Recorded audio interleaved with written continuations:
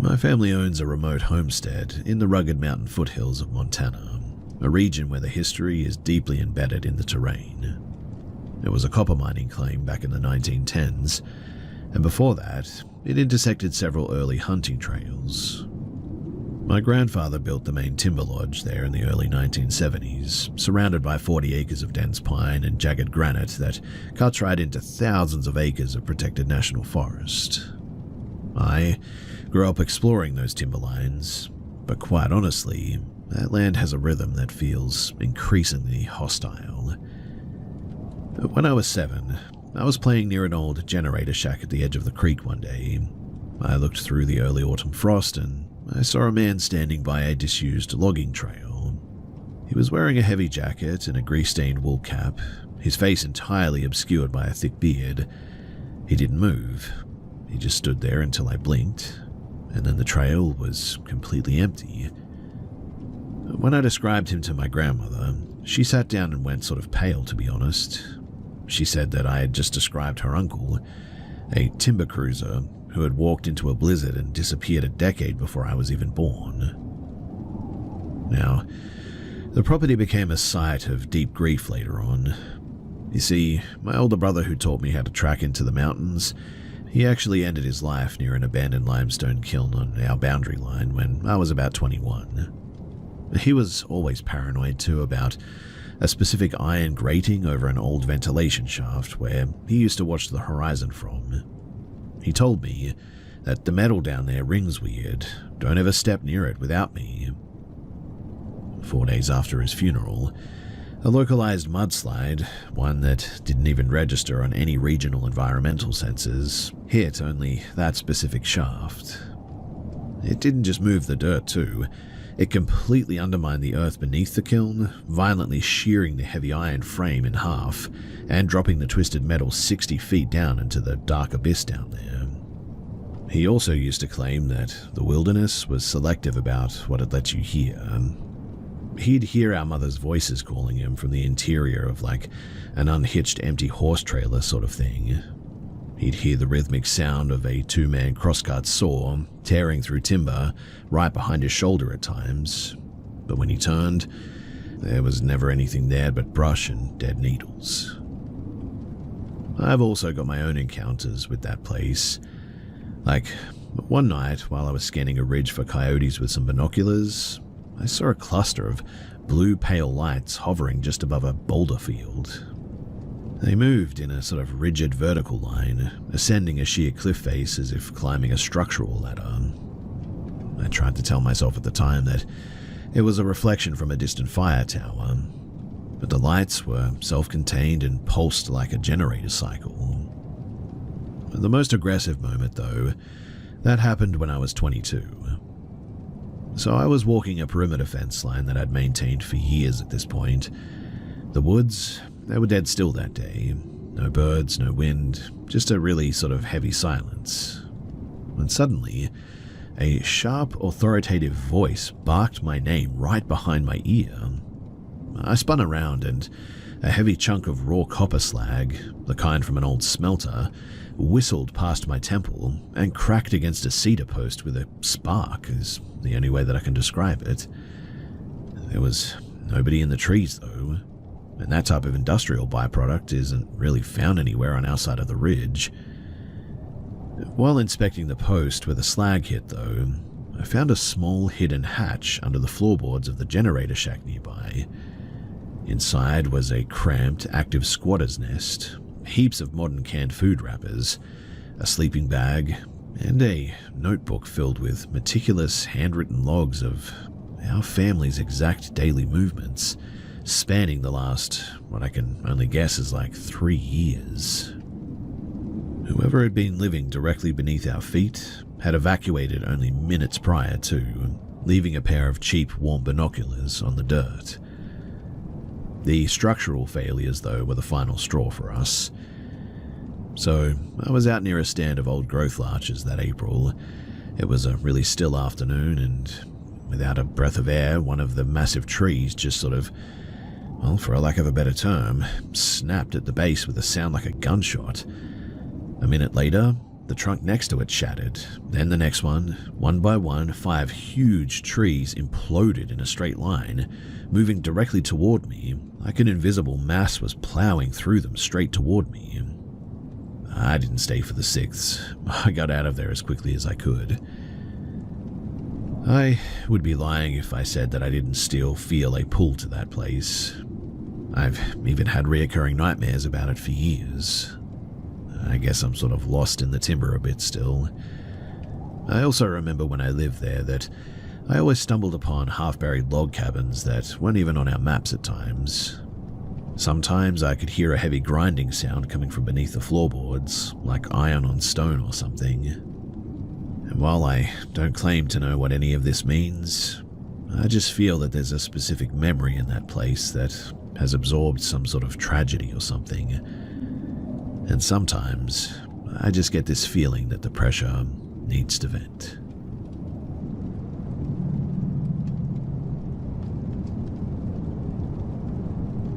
This all went down back in the winter of 1996, during a brutal seasonal freeze-up on a remote mountain pass in the high country plains of Colorado.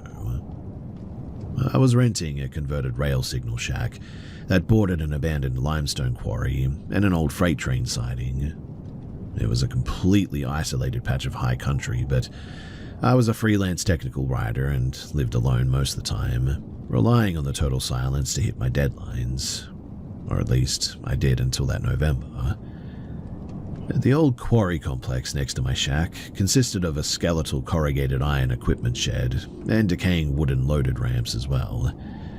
And about a month into the freeze, the exact same week that my older dog passed away, the weird audio stuff started popping up. I would be sitting on the old woodpile at dusk, just sort of thinking about what I was going to write, when I picked up a sort of thumping sound coming from the direction of the rock-crushing pit. It sounded exactly like the heavy leather boots of maybe a quarry worker walking down a wooden ramp. But then a vocalization would cut straight through the freezing air as well. But it didn't have a normal human pitch to it. It carried the sort of flat metallic scratch of an old CB radio transmission, played through like a busted speaker. It wasn't throwing out actual words. It was replicating the exact double whistle that I always used to signal my dog when it was time to feed him. A sudden wave of cold dread hit my chest as well, but I forced myself to rationalize it. I figured that it was just the mountain wind vibrating through the hollow iron pipes of the quarry fencing at the time. But I did go indoors and locked the heavy deadbolt tight. 10 minutes later, though, the source sort of shifted a little bit. The upstairs loft window was propped open an inch to let some air in at the time, and I heard that identical double whistle right outside of the glass, immediately followed by my childhood shorthand nickname, a specific name that only my immediate family ever uses. Now, the shack is perched right on a sheer rock bluff. There's absolutely nothing outside that second-story glass but like a 40-foot drop straight down into a jagged field of granite boulders. And so I slammed the window down so violently that the wooden frame rattled, and I dragged my mattress into the central hallway for the rest of the night that night. But the actual verification occurred 2 weeks later. So I was running an online audio feed for a small group of contractors, analyzing some regional logistics maps over a live mic, and my microphone gain was up and my monitoring headphones were turned up to maximum volume so I could check the background hiss. When, without warning, a sharp spike tore right through the audio feed. It seemed to come from the direction of the dark quarry yard outside, and it sounded like a voice bellowing secure.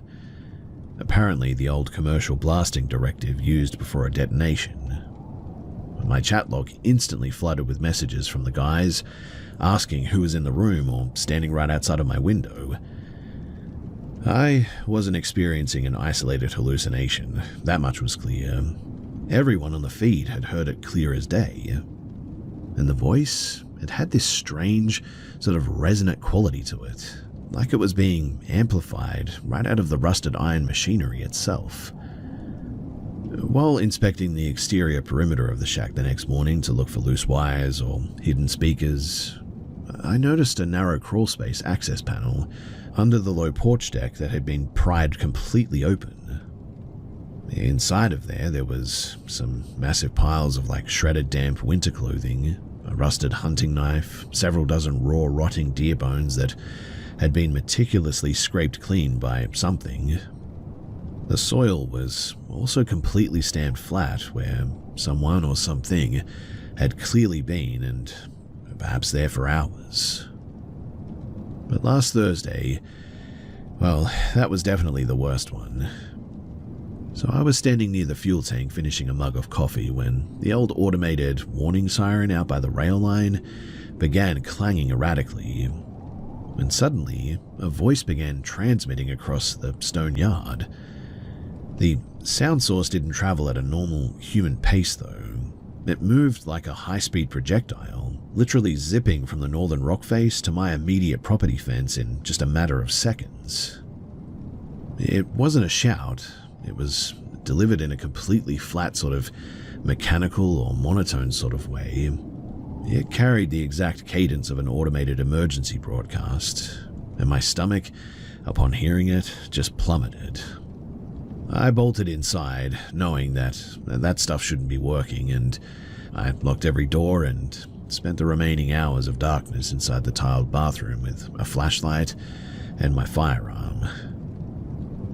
Throughout the night too, periodically, I swear that I could hear something brushing up against the side of the house. And while it was a bit of a windy night, there's just nothing around the house that really could have caused that. No trees, no bushes, nothing. My tenancy agreement expires in 15 days, and I have completely made my mind up that I won't be staying any longer.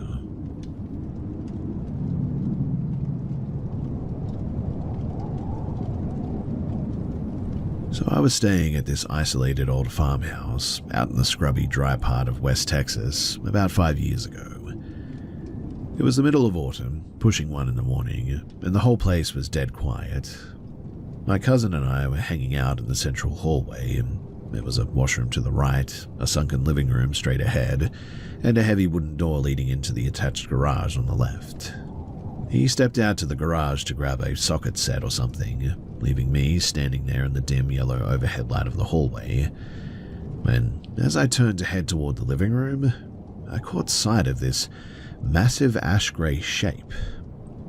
Whatever it wasn't human-shaped at all. It looked like a 7-foot-tall jagged pillar of dense soot that had somehow solidified in mid-air.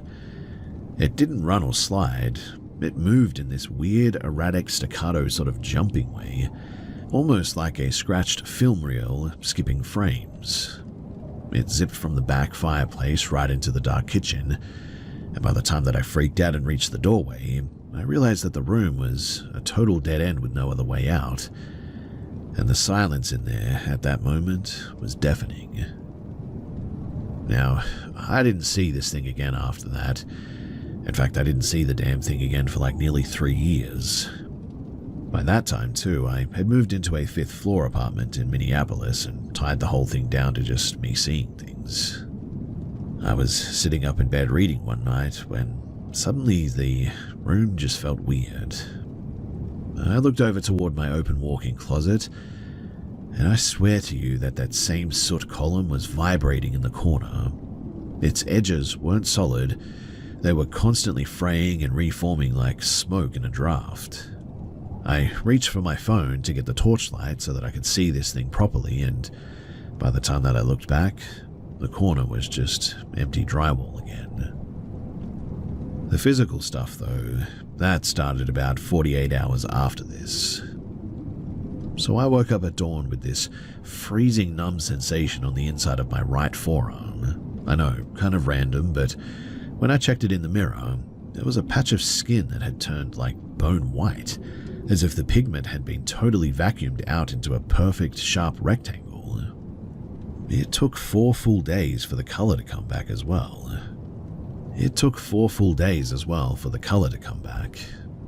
That's when the static started. I began getting this brutal sleep paralysis, but the room wouldn't go dark. It went totally grey and grainy, like an old tube TV tuned into a dead channel. I'd be pinned to the mattress while that jagged pillar of soot hovered right over my chest, making this dry scratching sound like dead grass rubbing together.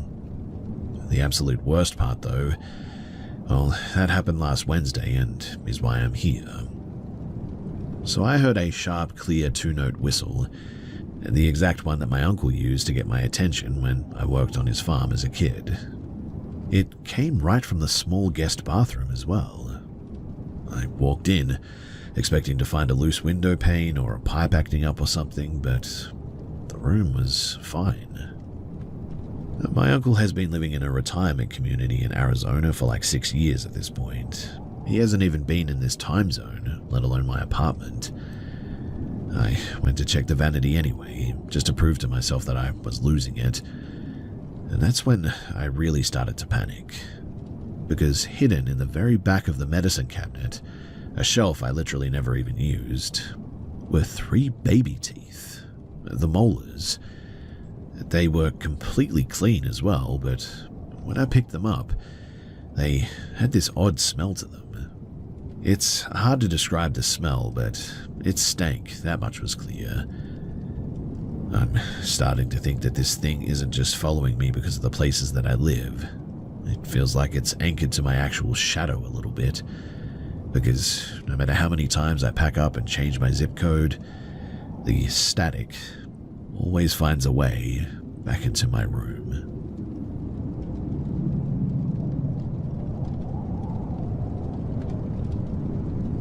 So I travel around the Midwest for my job, doing logistics auditing, and tonight I was staying at a chain motel right off the interstate. After a long drive, I wanted some fresh air, so I decided to walk over to a nearby 24-hour convenience store to grab a bottle of water. To get there from my motel, you have to walk along a gravel utility lane that runs behind a small, mostly abandoned strip mall. It's pretty dark back there, I'll be honest, save for a few lights over the delivery doors. I had my headphones around my neck, not plugged in, just resting there, when I rounded the back corner of the empty storefront. About 20 feet ahead of me, standing completely still next to a row of commercial dumpsters, was a man. He was wearing a heavy winter parka zipped all the way up, which was completely bizarre, given that it's like mid-May and currently about 72 degrees out. But the detail that made my stomach really drop was that he was completely barefoot. His pants were rolled up to his shins, and his feet were resting right on the broken gravel and shattered glass by the dumpster. He was facing away from me, staring intently at the brick wall. My immediate thought was that he must be high out of his mind or having a severe mental health crisis or something. I've worked in urban logistics for a decade now and have seen plenty of people under the influence, so my standard protocol is just to avoid eye contact and back away quietly. I stopped, intending to turn back toward the main road. But the second that my shoe crunched on the gravel, he didn't turn around. Instead, he did this incredibly rapid, fluid, backward shuffle. It wasn't a normal walk or run. He literally skated backward toward me on his bare feet, keeping his back entirely to me. The speed was unreal as well. He covered 15 feet of rough, jagged gravel in about 2 seconds without making a single sound of distress or losing his balance even once.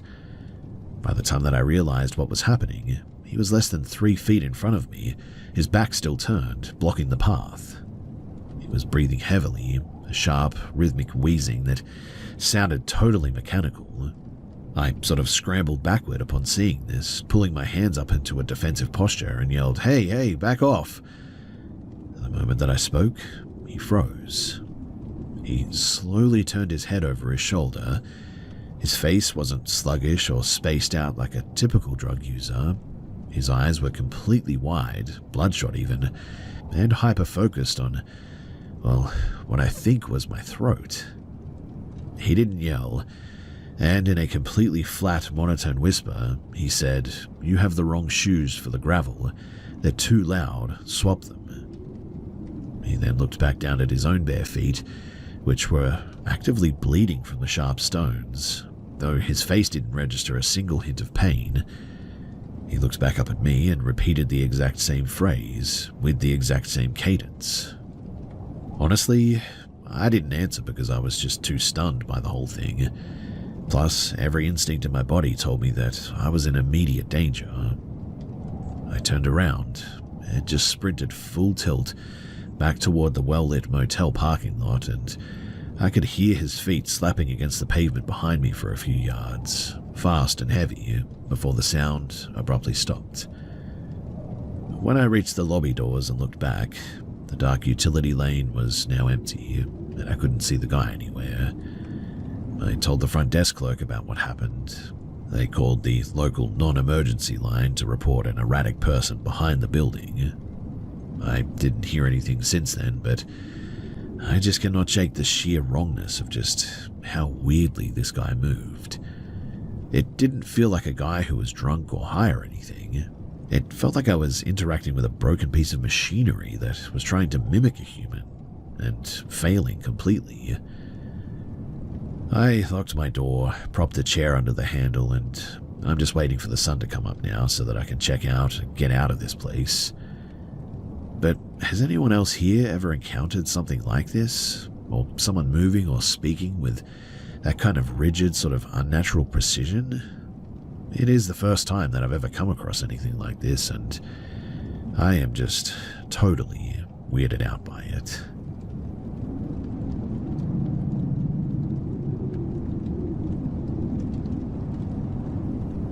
This happened about 5 days ago in a quiet, affluent pocket of Norfolk, Virginia. I'm an 18-year-old student, and my friend and I, we had reluctantly attended a small gathering at a house in a neighborhood known for being completely safe, the kind of place where people leave their porch lights off because, well, nothing ever really happens. Anyway, around midnight, the group of about 15 people decided to go for a walk down the residential tree-lined avenues just to clear our heads for a little bit. Because my friends were sleeping over at my place, the two of us decided to bring our backpacks and heavy jackets with us. The plan was to sort of slip away from the group halfway through, order a rideshare from the sidewalk, and catch a cheaper fare since the walk was bringing us closer to my neighborhood anyway. We were about 3 blocks away from the host's house when a dark grey sedan slowed down to a crawl right alongside of our group. The windows rolled down, and the men inside, there were 4 or 5 of them, started shouting some pretty aggressive nonsense. "Hey, where are you girls heading? Get in, we'll give you a ride," that sort of thing. There were mostly girls in our group, with only 3 or 4 guy friends walking with us. I sort of snapped at them to just keep moving and leave us alone. They did speed off, and for a second, we thought that that was the end of it. We kept walking, laughing it off to dispel the tension. But then we heard the engine roar from behind us suddenly. And before anyone could even turn around, the sedan had literally mounted the curb. It didn't just swerve, it accelerated directly down the wide brick sidewalk at full speed, targeting the back half of our group. It was an incredibly tight and claustrophobic sort of space hemmed in by stone retaining walls and thick hedges. People were screaming, throwing themselves sideways into the dirt and the bushes to avoid being crushed by this vehicle. The car missed my friend's shoulder by mere inches before slamming its brakes, the tires screeching brutally against the pavement. A few of our friends, furious and running on pure adrenaline, marched up to the vehicle to scream at them. The men inside, they weren't angry. They were weirdly dead silent, just staring at each of us with wide, completely unblinking eyes, though the driver had this rigid, fixed grin on his face. When we threatened to call the cops, the driver calmly reversed off of the sidewalk, drove down the street about 50 yards, and pulled over to the side of the road, turning the headlights completely off. We were terrified, but we were a pretty large group, so we decided to stick together in the end and quickly head back toward the host's house. We had barely covered 100 meters when the headlights clicked back on. The car accelerated again, but this time it didn't stay on the road or the sidewalk. The driver pulled the car into a flat, grassy residential lawn, cutting off our path entirely. One of my male friends walked up to the driver's side window, trying to remain completely level-headed, and he told them very clearly that they were going to kill someone and needed to leave.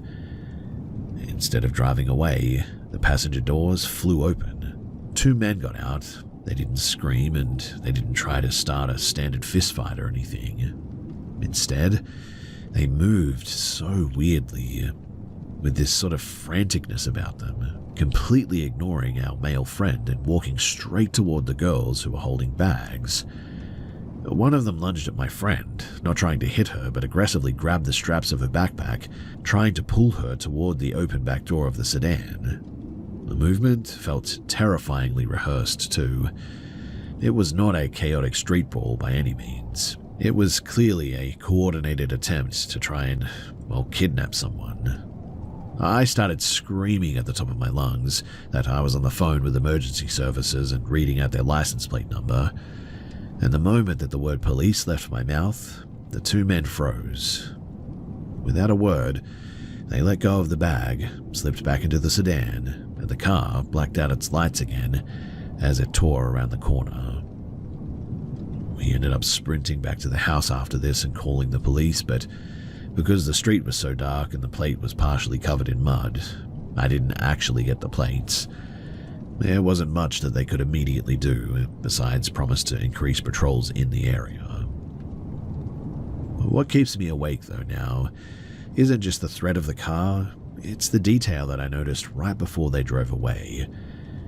You see, when the passenger grabbed my friend's backpack, his jacket sleeve pulled back and he was wearing a high-end heavy-duty security uniform shirt underneath of his coat, complete with a clipped radio mount on the shoulder.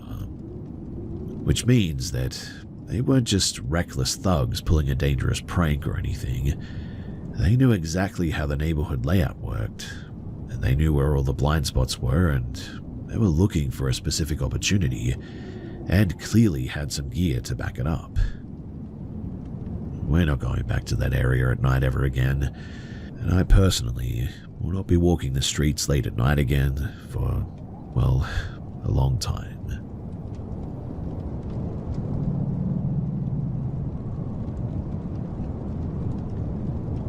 For context, my building requires a key fob to pass the front lobby, and the elevators won't even move unless you scan your fob for your specific floor. It's an upscale place, mostly medical professionals and state employees, so it's usually pretty quiet. I had ordered some groceries through an app because I was nursing a bad ankle sprain at the time. It was around 9:25 in the evening, and the delivery driver texted me saying that she was in the elevator heading up to the 4th floor. My apartment is right at the end of a long, windowless hallway, lined with dark blue carpeting that completely dampens the sound of footsteps. I opened my back door a little bit when I heard the elevator chime down the hall.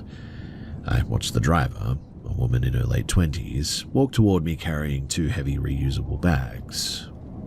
About 15 feet behind her, though, there was a guy walking.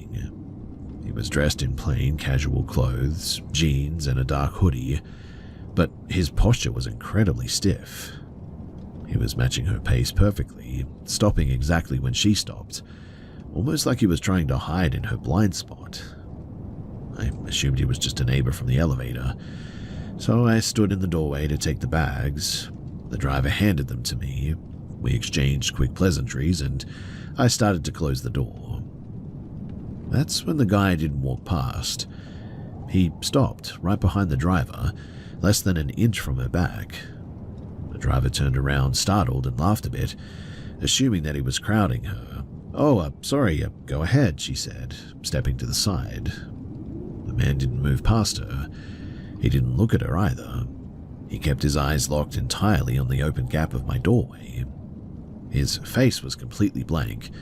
No anger, no expression at all, but he was holding a heavy yellow fiberglass measuring tape in his right hand or something like that. He slowly extended the tape, letting it click loudly in the quiet hallway as the metal stretched out toward my doorframe. The driver then realized that something was deeply wrong. Her smile dropped, and she backed away toward the elevator. I tried to push my door shut, but the guy took one incredibly fast, rigid step forward and planted his foot right in the jam. He didn't try to force his way in, though. He just stood there, keeping the door wedged open. Through the gap, I could smell something awful, though. Almost like a wet dog, but way worse. "What do you want?" I yelled, my voice cracking a bit. I grabbed the door handle, trying to force the door shut against his boot, but he had immense steady leverage. Again, he didn't yell. He just kept the measuring tape extended through the crack, touching the metal tip against the inside of my door frame. Then he said, 32 inches. The frame is out of alignment. We need to clear the width. He wasn't acting like a burglar or anything, or a violent attacker. His tone was clinical and detached, and it made my skin crawl. From down the hall, the delivery driver bravely screamed, "I'm calling the police right now. Get away from that door." The second that she shouted the word police, the man didn't panic. He just slowly retracted the measuring tape, pulled his foot out of the door frame, and turned around. He didn't run. He walked with a unbothered stride back toward the exit stairwell, pushing the heavy fire door open without making a sound. I slammed my own door, locked everything, threw the security latch, and called 911 immediately. The police arrived about 20 minutes later. They searched the stairwells and the perimeter, but they didn't find anyone. However, when the officer came to my unit to take my statement, he pointed at the floor just outside of my door. On the dark blue carpet, right where the man had been standing, there was a heavy, white, powdery residue.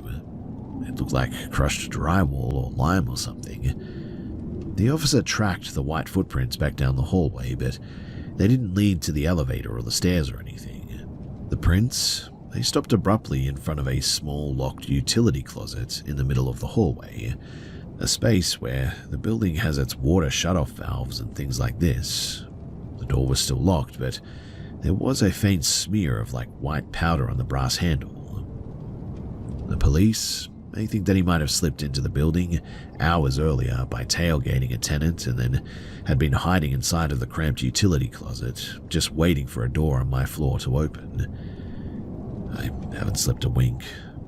Every time the building's HVAC system clicks on and the air pressure shifts, my apartment door slightly rattles against the latch and my heart sort of drops. I'm currently packing a bag to go and stay at a hotel across town. I don't care about my lease anymore, to be honest.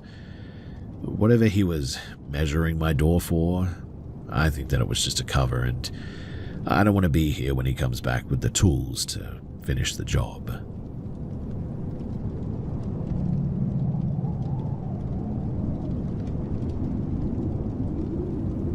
I'm a 29-year-old mother living in a rural pocket of Western Oregon. Last weekend, for the first time since having my daughter, I finally had a free afternoon to do some solo trekking. My property borders on a massive network of timber company land, thousands of acres of trees, steep ravines, and unmapped logging tracks. I've grown up exploring these ridges, so even though there's absolutely zero cell service out there, I felt completely confident going alone. Now, because it was a heavy logging zone a decade ago, the terrain is scarred with old, overgrown skid roads that lead absolutely nowhere. I was about 2 hours into a steep ascent up a secondary ridge when the afternoon took a very bad turn. So I was moving through a narrow, shaded draw when I noticed a really weird chemical smell. It wasn't a campfire or trash or anything. It smelled like heavy industrial solvent and burnt rubber, completely out of place for the deep woods. A few hundred yards later, the trail dipped into a dry creek bed, and that's where I ran into them. It was a group of 3 men. They didn't have backpacks, water bottles, or any hiking gear whatsoever. They were just sitting on a fallen log in a damp heat, wearing heavy mud-caked work boots and matched grease-stained canvas jackets. I immediately felt that cold spike of situational awareness. I kept my pace steady, offering a brief nod and a polite afternoon as I tried to pass them on the left. The man sitting in the middle stood up.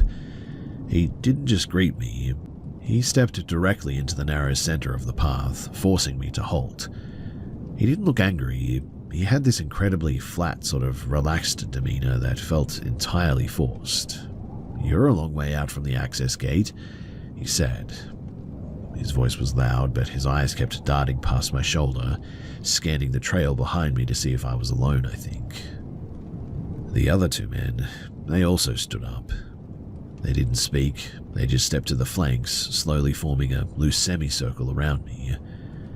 I kept my hand near my waist. I carry a Glock concealed under my top, and my thumb instinctively hooked the hem of my shirt. "Just doing a loop up to the ridgeline," I said, keeping my voice level and firm. "My husband's meeting me at the timber clearing in 20 minutes. The first man didn't acknowledge the lie. He took a slow step forward, reached into his heavy jacket pocket, and pulled out a large rusted steel wrench. He didn't brandish it like a weapon. He just started shifting it from hand to hand, the heavy metal making a dull clack against his palm each time. "The ridge is closed today," he said, his tone completely monotone. "The company is dropping timber. You need to come down into the hollow with us. We have the gate keys." Now, I know the logging schedules for this county. There hasn't been an active permit for this sector in 3 years at least. More importantly, the woods were dead silent. There wasn't the distant scream of a chainsaw or the rumble of a yarder for miles. I didn't argue, though. I deliberately pulled my shirt up just enough to clear my hip, exposing the black polymer grip of my holster. The man with the wench stopped shifting the metal. His eyes locked onto the firearm, and for a fraction of a second, his rigid expression cracked into pure frustration. He didn't retreat, but he certainly froze. I didn't wait for him to make a decision. I lunged sideways, scrambling up the loose crumbling dirt bank of the creek bed, entirely bypassing their circle. The moment that my boots hit solid pine needles at the top as well, I just broke into a dead sprint. I didn't stay on the main path as well. I threw myself into a steep, unmaintained deer trail that cut down the opposite side of the ridge, ripping through dense blackberry briars that literally tore up my arms and face a whole lot. I ran into my lungs, felt like they were bleeding, eventually sliding down a wet clay slope into a deep limestone ravine that I'd never seen before. By the time that I had stopped to breathe, the silence of the forest returned, but I was completely turned around.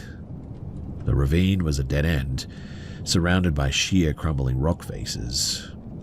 When I tried to retrace my steps up the clay slope, the ground, it gave way, and I realized that I couldn't get back up that ridge. I was now trapped in a thick, marshy pocket of old-growth timber where the canopy was so dense that it felt like twilight at midday. I sat against a rotting stump, fighting off a massive panic attack, trying to map out a compass heading in my head, and that's when the brush cracked to my right. I pulled my firearm, my heart racing, expecting the canvas jackets, but instead, 2 massive mud-stained Great Pyrenees stepped out from the ferns. They didn't have collars and they didn't bark. They just stood there, their thick white coats covered in burrs, staring at me with completely calm and really intelligent eyes. They looked like working livestock guard dogs from one of the distant sheep ranches miles down the valley. They didn't approach me for food or anything. The larger of the two let out a low, soft huff, turned around and began walking deliberately up a faint, near invisible, game trail that bypassed the steep rock wall. The second dog stayed put, looking back at me until I stood up and followed. For an hour, those 2 dogs literally led me through a brutal, trackless swamp, and then over a massive field of unstable granite scree, a route that I would never have attempted on my own. But they kept a steady, methodical pace, never letting me get more than 10 feet behind them. Suddenly, the dense brush broke and I stumbled directly out onto the gravel surface of a decommissioned fire road. And I knew exactly where I was now. It was the lower boundary fence of my neighbor's property. I literally dropped to my knees, sobbing from pure relief and exhaustion. When I wiped my face and looked up to call the dogs over, they were already 50 yards away, trotting back into the tree line without a sound. They didn't even look back. My husband eventually picked me up from the neighbor's house, and we immediately notified the sheriff's department about the 3 men out in the timber block. The deputy who took my report looked deeply unsettled when I described the grease-stained jackets and the industrial chemical smell. He told me that apparently they'd been investigating a series of illicit, isolated chemical dumps and copper theft staging sites hidden deep in the public land grid that month. Thankfully, I'm safe at home now, but I cannot shake the horror of what might have happened if I hadn't have been carrying that day, or if those 2 dogs hadn't have just materialized in that ravine. I keep a pair of heavy cattle dog collars in my car now, hoping that one day I'll see those Pyrenees on the mountain road so that I can find their owner and thank them. But deep down, I think that they belong entirely to the Ridges, and so I probably will never see them again.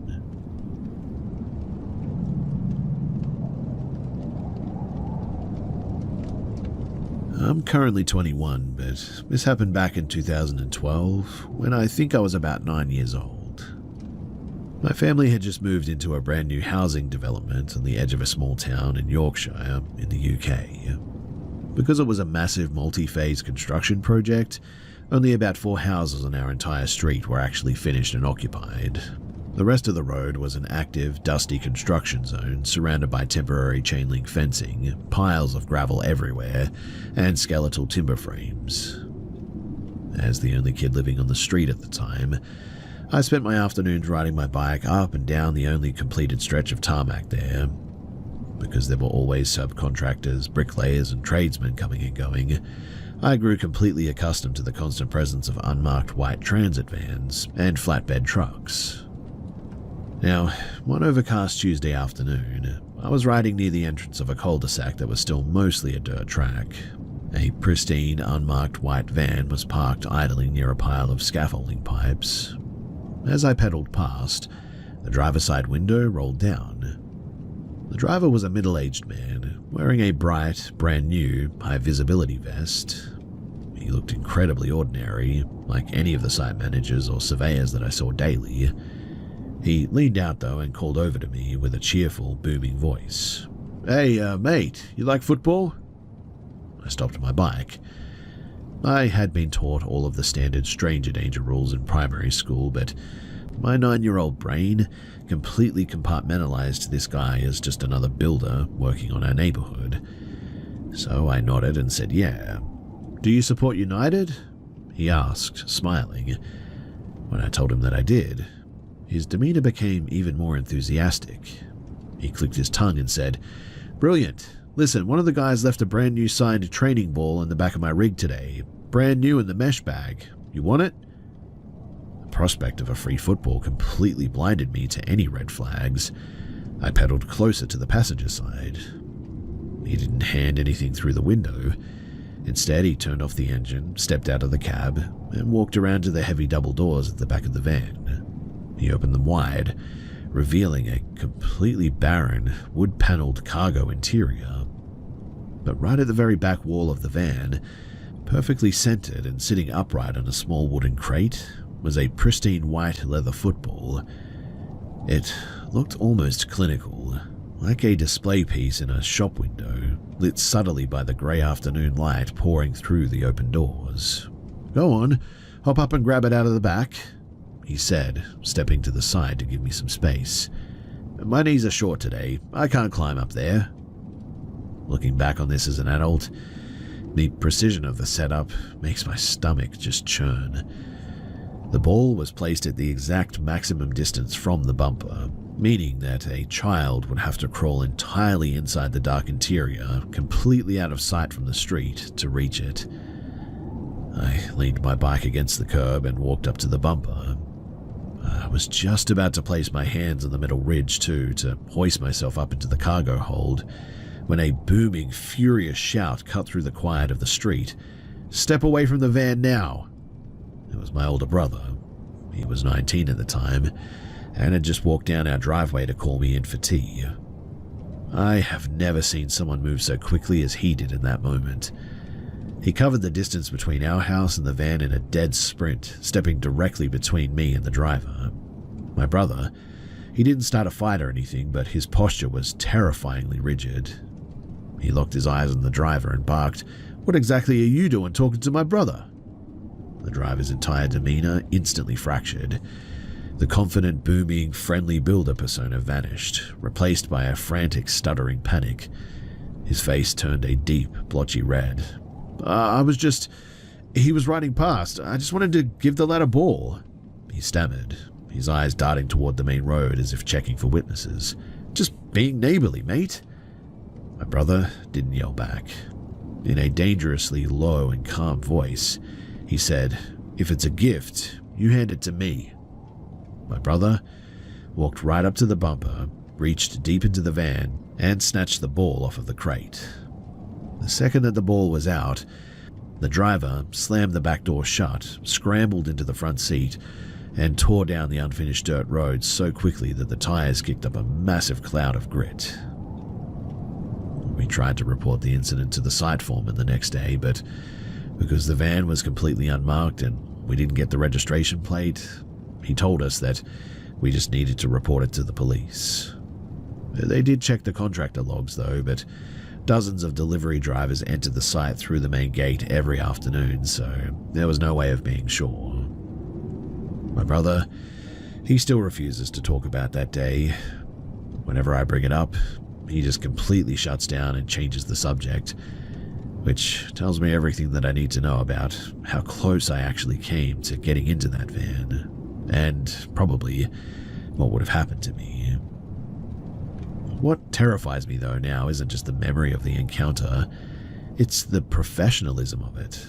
The pristine high-vis vest used as a psychological camouflage to blend into a development site, the carefully chosen prop, and the precise physical positioning of the bait. It wasn't an impulsive and opportunistic attempt. It felt like a highly refined practice system, and I just cannot shake the unsettling feeling that our half-empty street wasn't his first stop, and it almost certainly wasn't his last, too.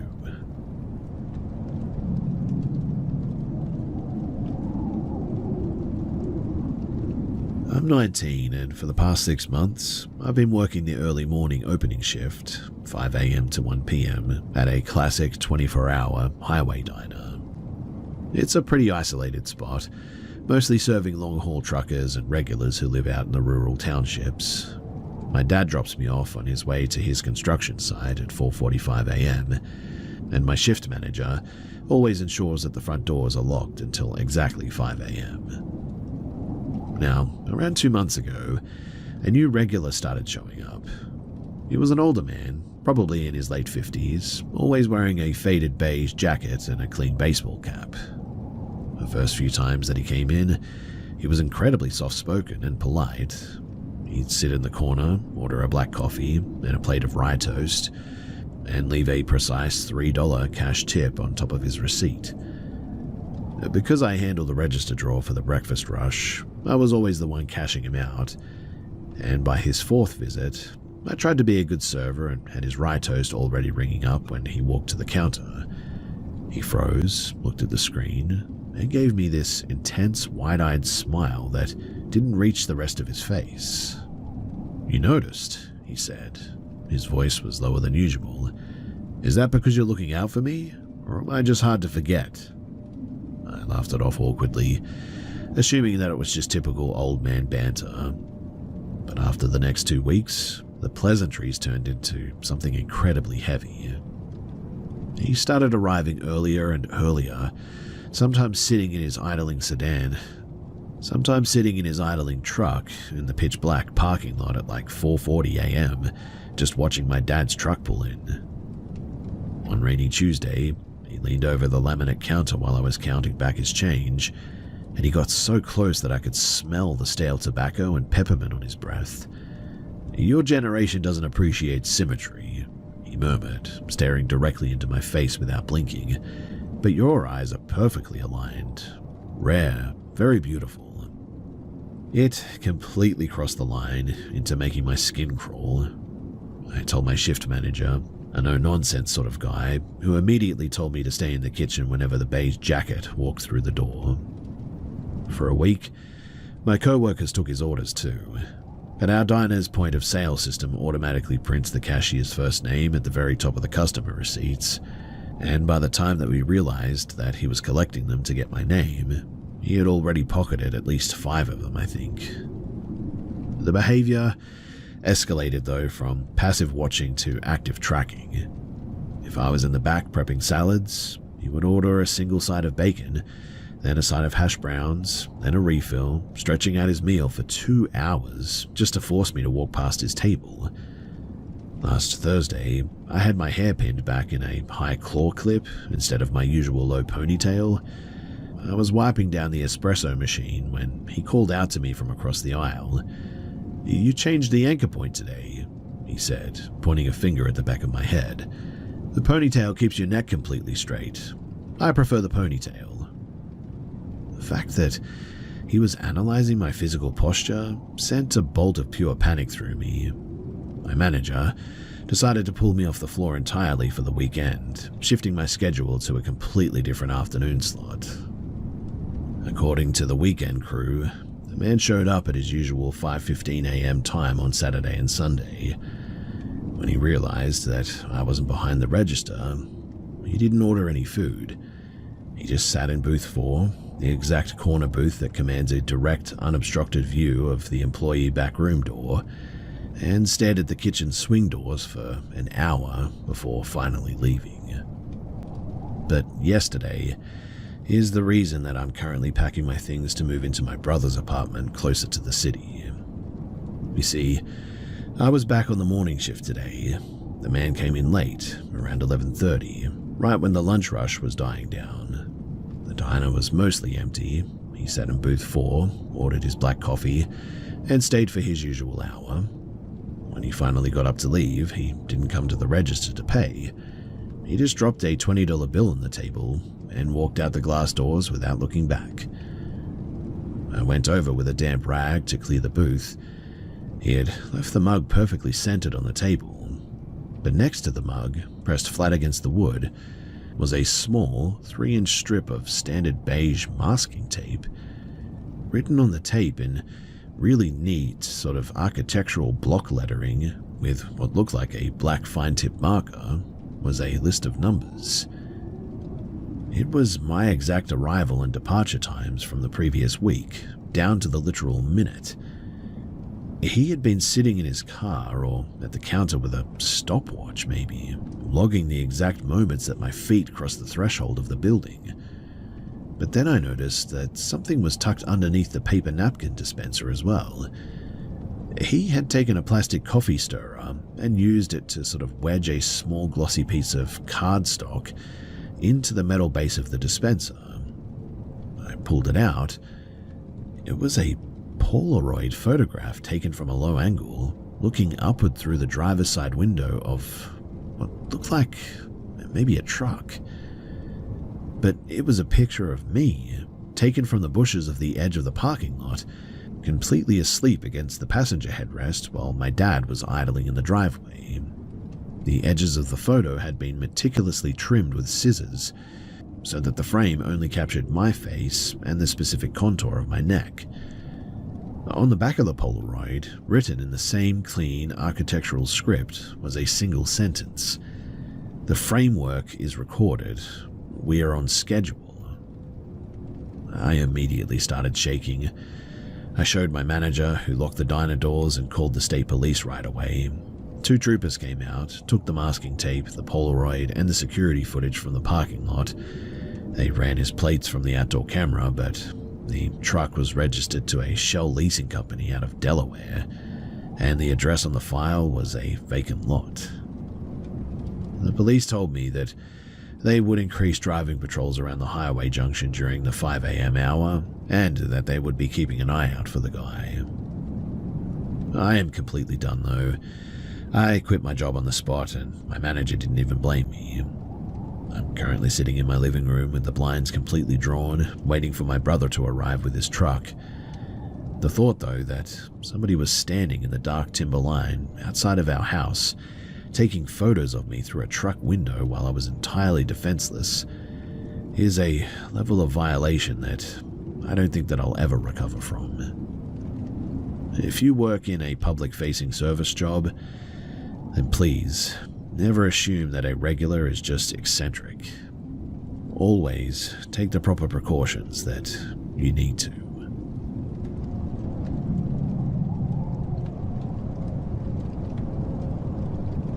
So I'm 25 years old and finishing up my postgrad degree in Edinburgh, Scotland. I rent a small ground floor flat in a Victorian stone tenement building. The street is usually pretty busy, but my flat sits at the very back of the building, facing a walled-in gravel sort of courtyard that gets almost zero foot traffic. Now, last Thursday, I was at my kitchen table prepping for a 2 p.m. seminar. Around noon, somebody knocked on my front door.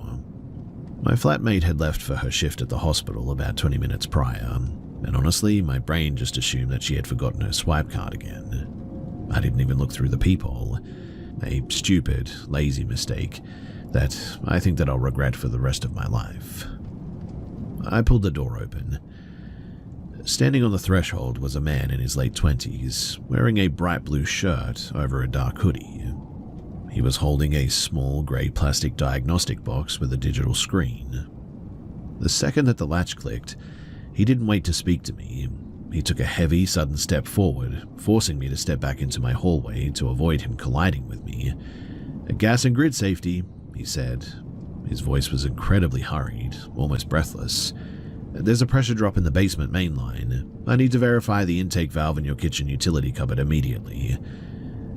Before my brain could even process the intrusion, he had already walked past down the narrow hallway and into my kitchen. The sheer speed of it just left me completely stunned, if I'm being completely honest. I followed him, though, feeling a bit nervous about the situation. He didn't go to the utility cupboard, though. Instead, he sat down directly at my kitchen table, pulling my open laptop toward himself.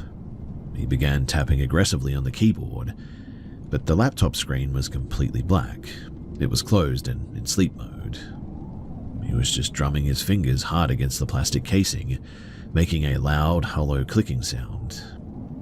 I stood by the fridge, my throat now completely dry. And that's when I noticed some things. First, he was sweating profusely, despite the flat being freezing cold, and his hands were shaking so violently that he could barely hold his plastic diagnostic box. Second, I looked at the embroidered logo on his blue shirt. It was for a commercial telecom infrastructure provider, not a gas or utility company. "What are you doing with my computer?" I asked, my voice coming out much sharper than I intended. "The gas valves are in the wall. You know that, right?" He didn't look up at me. He kept his eyes fixed on the blank, black reflection of the closed laptop screen. "We need to verify the local network alignment before we vent the line," he whispered. His tone had completely shifted from hurried and professional at the door to this really weird sort of tone. "The building needs to be quiet. Is the rest of the layout empty?" The hair on the back of my neck stood completely on end upon hearing that. He wasn't checking pipes. He was checking occupancy. I immediately reached into my pocket and dialed my dad. My dad, he works in civil engineering and is usually entirely unreachable on active sites, but by some absolute miracle, he answered on the second ring. I put the phone on speaker and held it out between us. "Dad," I said loudly, keeping my eyes locked on the man's hands, "the telecom technician is inside the flat, and he says that he needs to vent the gas lines because the building is empty. Can you explain the protocol to him?" The second that my dad's deep, booming voice came through the speaker, demanding to know the man's employee ID and contractor number, the atmosphere in the kitchen completely changed. The man stopped tapping the laptop. He slowly stood up from the chair. The manic, shaking energy was suddenly gone, replaced by a really rigid, weird stillness. He didn't apologize. He didn't claim that he had the wrong address. He just picked up his grey plastic box, walked past me in the narrow kitchen, and exited the flat, leaving the heavy front door wide open behind him. I slammed the door and locked it, and my dad stayed on the line with me until the police arrived about 15 minutes later. When the officers reviewed the building's external CCTV footage, they found the detail that has kept me from sleeping for about 4 days straight now. The man, he hadn't arrived in a company van, and he hadn't knocked on any other doors in the tenant block. The footage instead showed him sitting on a concrete bin store in the back courtyard for about 3 hours, directly outside of my kitchen window, watching through the glass while my flatmate packed her bag and left for work. The grey diagnostic box that he was carrying wasn't an instrument at all. The police found it discarded in the bushes outside. It was just an empty, hollow plastic shell from a defunct car battery charger.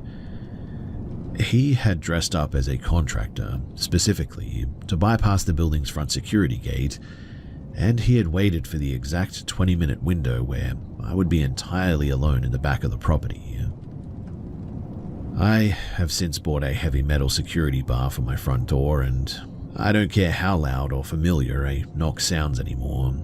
If I don't see a verified scheduled appointment on my phone or something, that door is staying locked.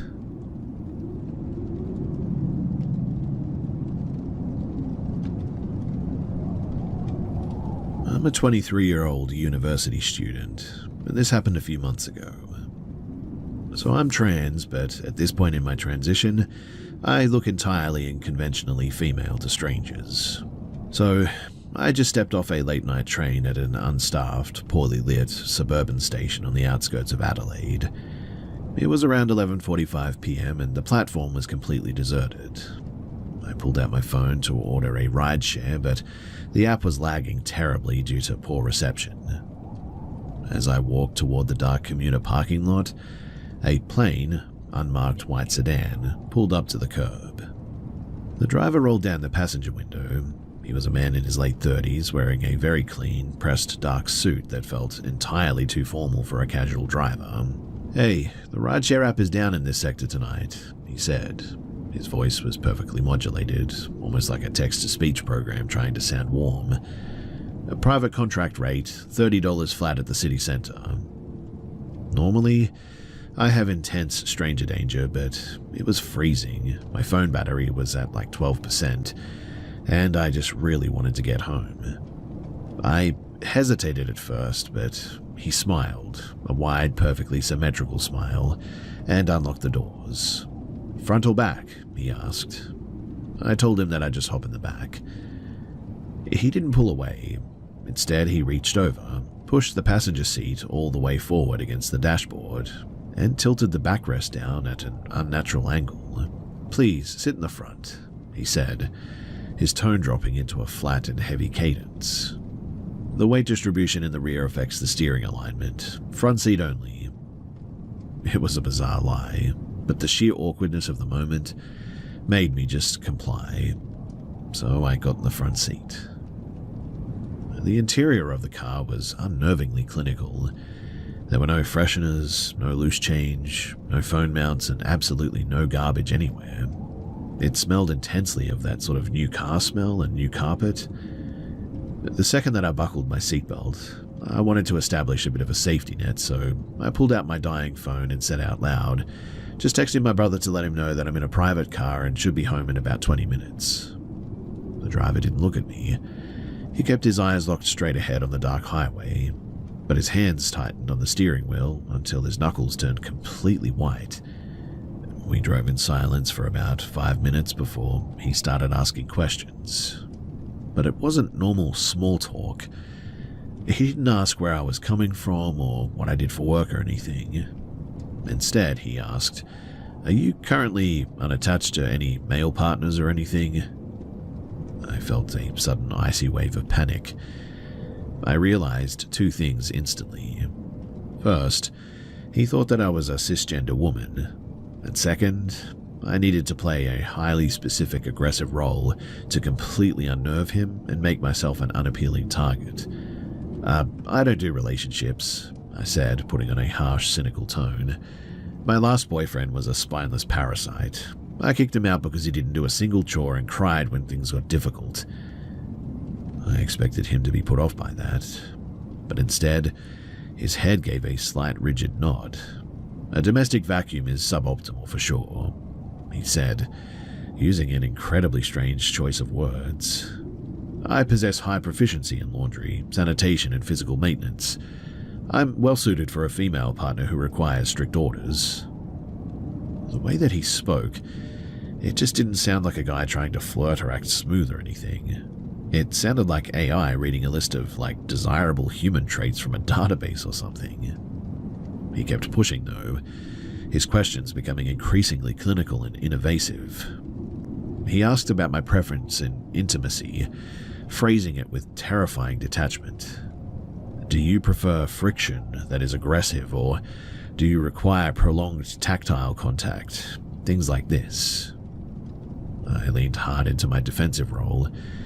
I looked him dead in the eye and said, I only like it rough. Cuddling is a waste of time. In fact, I prefer to be the one completely in control. I thought that would scare a conservative, neat-looking guy in a suit. But again, it didn't. His chest expanded in heavy, rhythmic wheezing that passed for a sigh. Dominance is an acceptable matrix, he said. Then, he complained that the exchange was unequal. I wanted to shift the topic to anything normal, really. Fine, what's your motivation? What's the one thing that keeps you driving this car every single night? I expected a human answer, a family, money, dream or something. But he didn't blink. He kept his eyes fixed on the empty black road ahead and just said, the maintenance of the vehicle and the collection of structurally sound women. My heart completely stopped upon hearing that. The word wasn't beautiful or pretty. He literally said structurally sound. The wrongness of his phrasing made me realize that I was sitting next to somebody completely detached from reality. I spent the last 10 minutes of the drive completely silent, my hand gripping the door handle, praying for a red light or a police cruiser. When we finally pulled up to the curb outside of my apartment complex, I didn't wait for him to park fully. I shoved the door open while the car was still rolling at a few kilometers an hour, and as I scrambled out onto the pavement, he didn't yell or try to grab me. He just stopped the car, rolled down the passenger window, and stared at me through the gap. In the dim light of the street lamps, I noticed something that I had missed in the dark car. The entire time that he had been driving, he hadn't been wearing any shoes. His bare, pale feet were resting directly on the rubber floor mat, and his toenails had been meticulously painted with a thick, opaque black substance that looked like industrial primer. Your data has been integrated, is what he said, his face completely expressionless. We will adjust the parameters for the next transit. He then drove off into the dark before I could even process what he meant. I ran inside, locked my door, and literally threw up from pure adrenaline. I never did call the police because, I didn't know what to talk about or say about any of this. But I do still think about that phrase every single night when I look out of my window at the street below. The collection of structurally sound women. I certainly didn't win that interaction by being tough or anything. I think the only thing that kept me from being pulled into the trunk of that car was the lie about my brother waiting for me at the end of the line.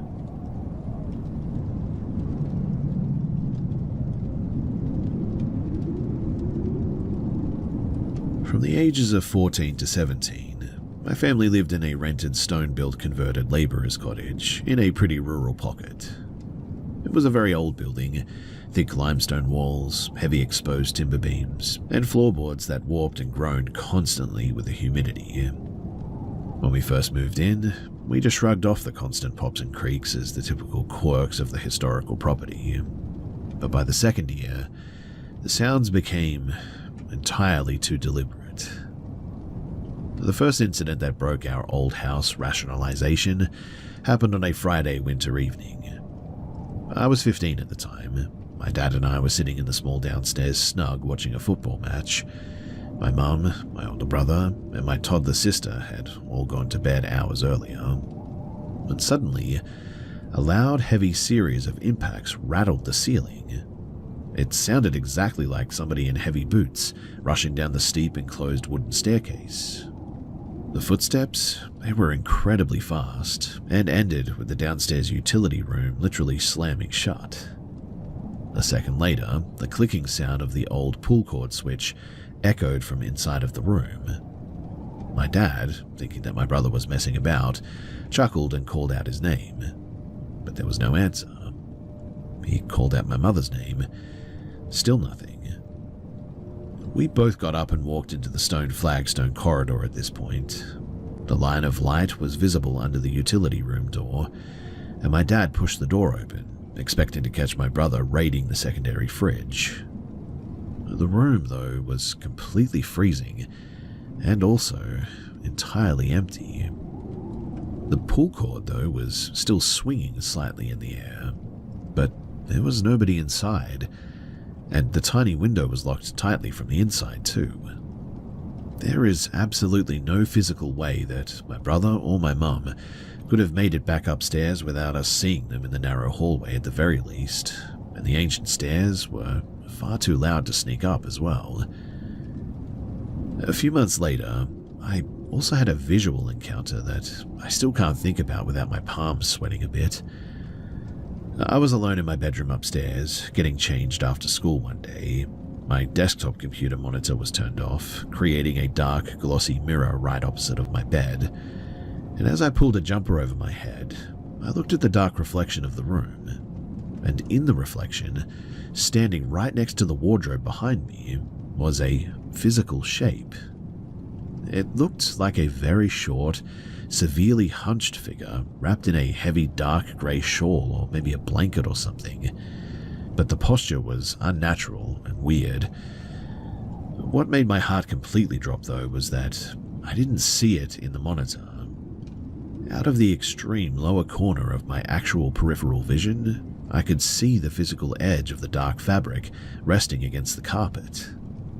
I froze for a solid 2 seconds, watching the reflection of the hunched shape slowly tilt its head upward toward the ceiling. When I finally forced myself to spin around, the corner of the room was entirely empty. When I brought it up to my mum the next morning, her face just completely drained of color. She didn't dismiss it.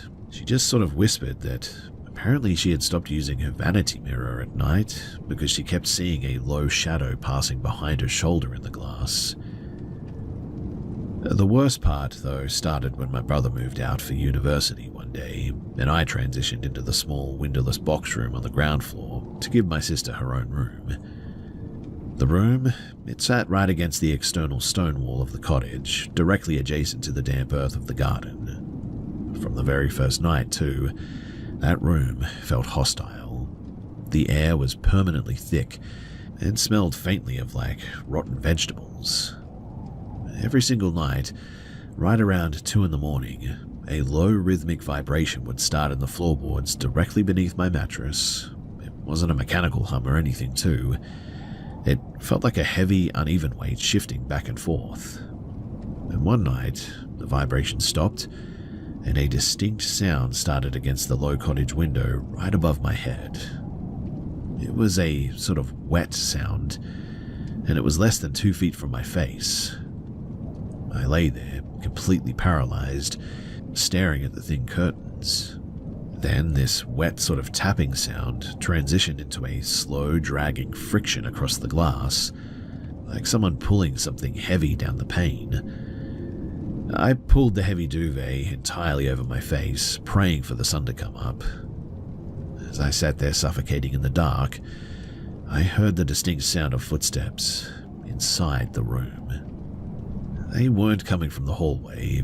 They started right at the foot of my bed, a slow, heavy dragging sound across the rug, moving toward my head. But the door, it never opened.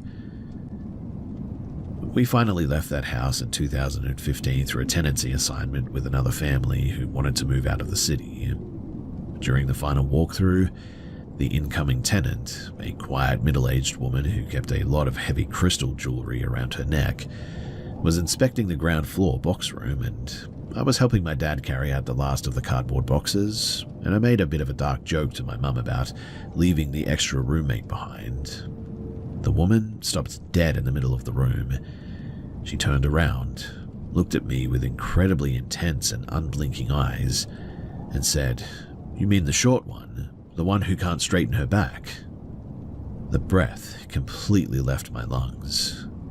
I had not told a soul outside of my immediate family about the hunched silhouette in the monitor, and then she said, "She sits in the corner by the wardrobe because the floor is lower there." She continued, her voice entirely matter-of-fact as if she were reading a property survey. "She doesn't like the light cords. They make too much noise." My mum practically dragged me out of that house by my arm, and we loaded the truck in dead silence. 6 months later, the woman sent my mum an email. She had apparently gone to the local parish records office to look up the historical tithe maps of the cottage or something, and it turned out that before the building was converted into a residential home in the 1950s, the ground floor box room that I had slept in had been a detached stone-walled scullery. And in the winter of 1892, an elderly, arthritic widow who worked the surrounding fields had been permitted to live in the scullery, and she had eventually passed away from hypothermia right against that cold external wall. I used to be entirely cynical about anything paranormal, assuming that everything could be explained by drafty foundations and psychological suggestibility.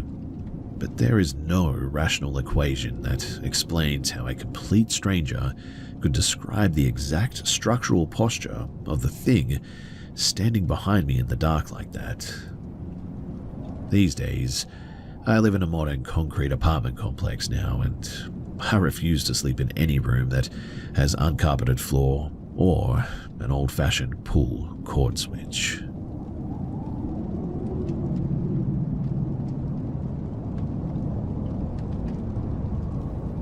I want to state up front that I don't believe in the paranormal, ghosts, or any kind of spiritual residue or anything.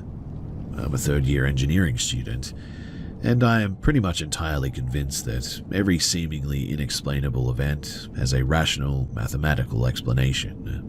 Whether it's localized auditory hallucinations, complex acoustic echoes, or even some atmospheric pressure shifts, I believe that all of this can explain it.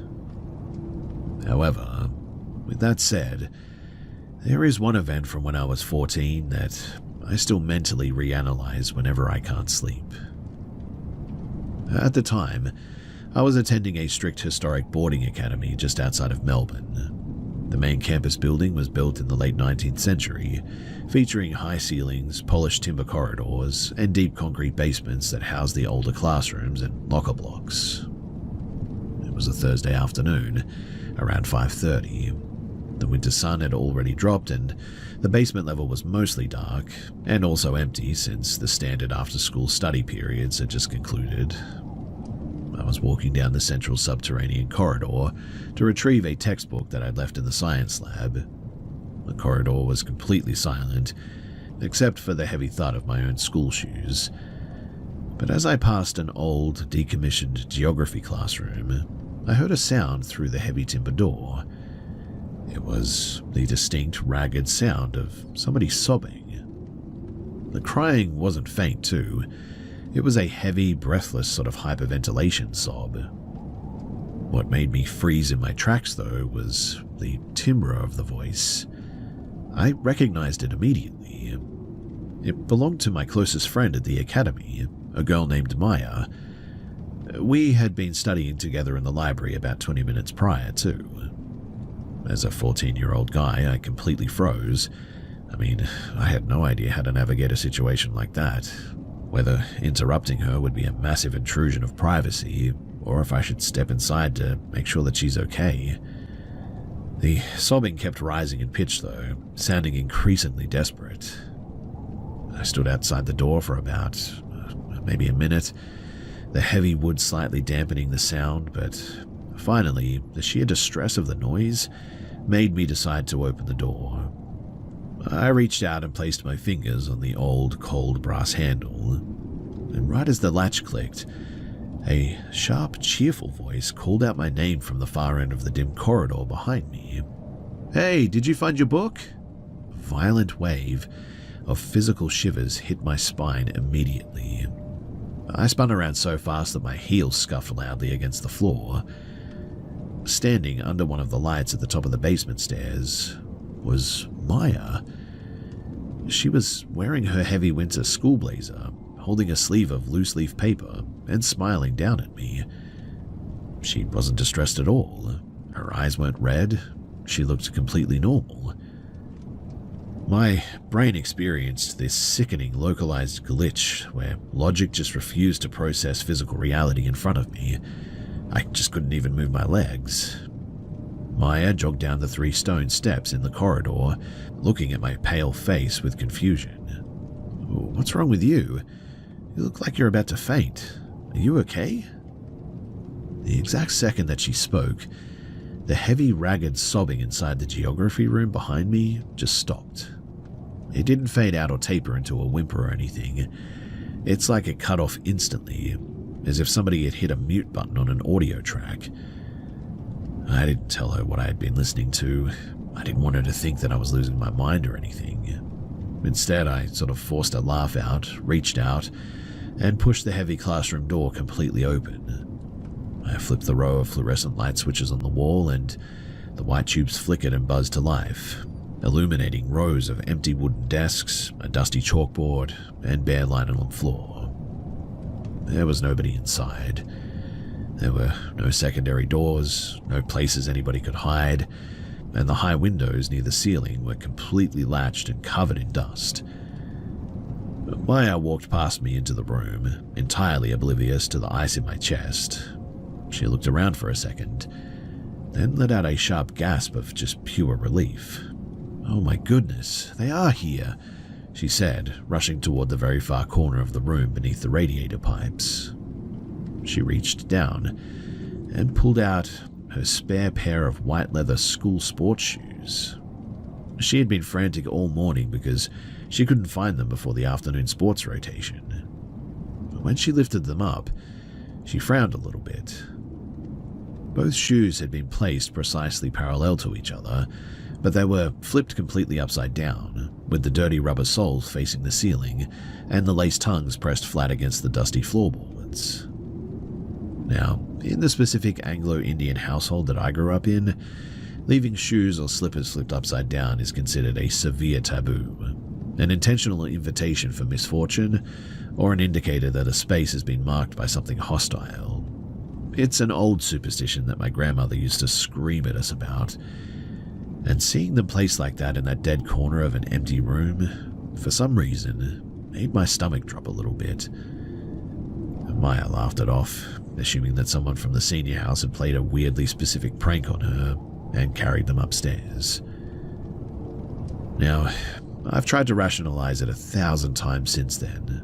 I've looked into the acoustic properties of old brick basements, wondering if Maya had been crying earlier in the day and the sound waves had somehow trapped and delayed inside the unventilated room or something, or if the ventilation shafts from the upper theater had bounced somebody else's distress down into that specific corner. But deep down, I know that the human ear doesn't misinterpret a physical voice from 2 feet away like that.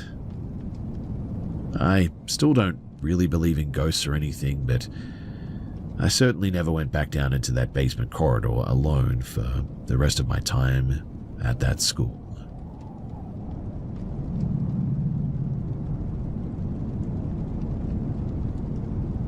This happened back in the late autumn of 2016 when I was about 19 years old.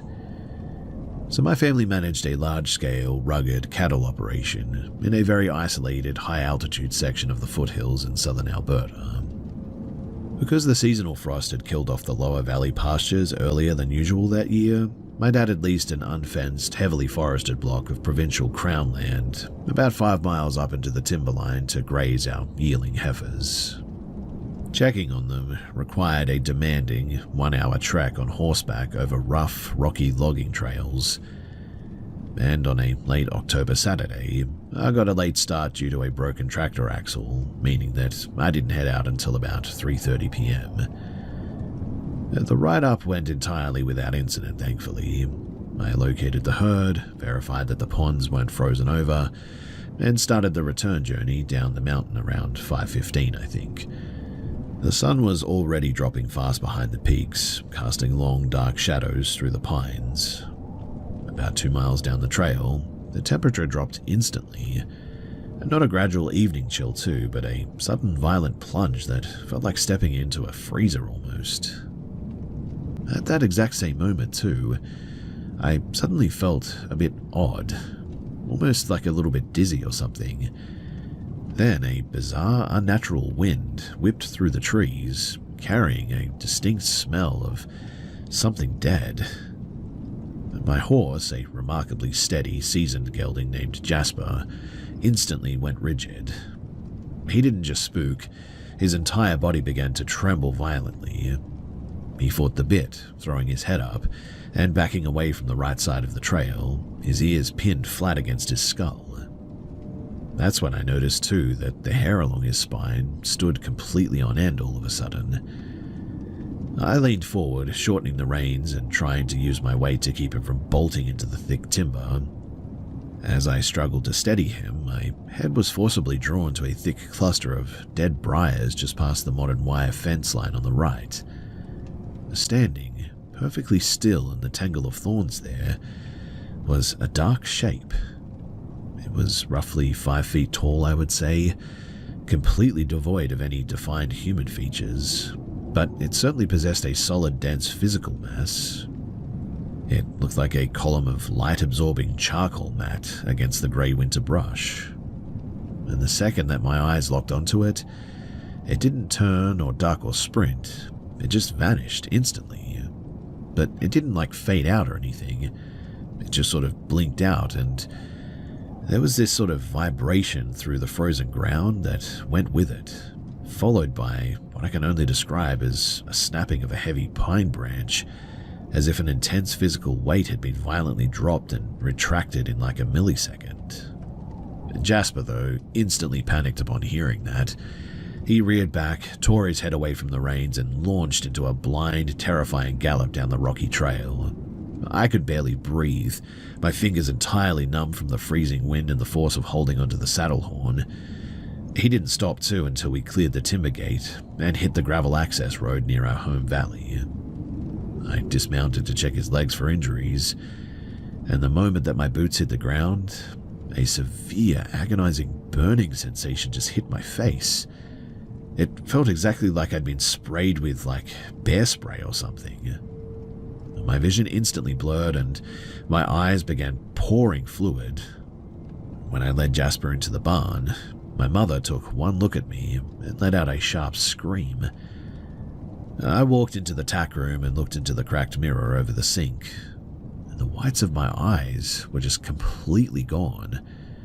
Both of my eyes were just completely bloodshot, like two solid marbles of dark, bloody fluid. There was no visible sign of blood vessels or spots or anything. It was like my eyes had just gone completely colored red. We went to an urgent care clinic in the nearest town the following morning. The physician was completely baffled by it too. There was no foreign particulate in the eyes, no signs of any trauma or anything, and no burns on the surrounding skin or the eyelids. He ran a battery of pressure tests too, but structurally my eyes were functioning perfectly, despite looking like horror movie props. No drops or medications altered the condition too.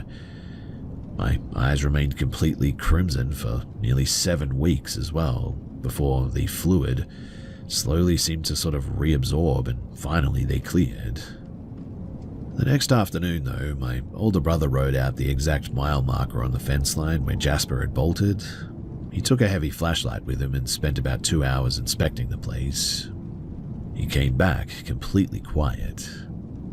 He told me that despite the massive sort of thudding sound and the sound of breaking wood that we both heard, apparently, There wasn't a single disturbed pine needle, a broken twig, or a footprint in the soft clay by the fence.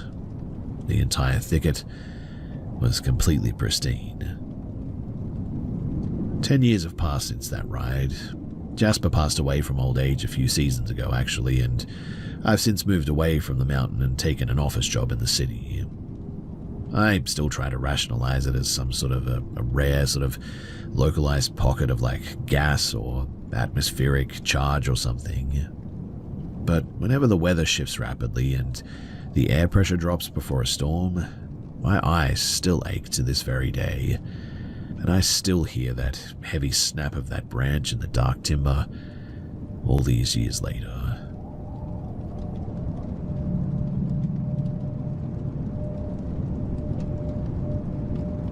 I'm a 26-year-old postgraduate student, and I'm sharing this because my sister's long-term partner just moved the last of his belongings out of their flat in Bristol.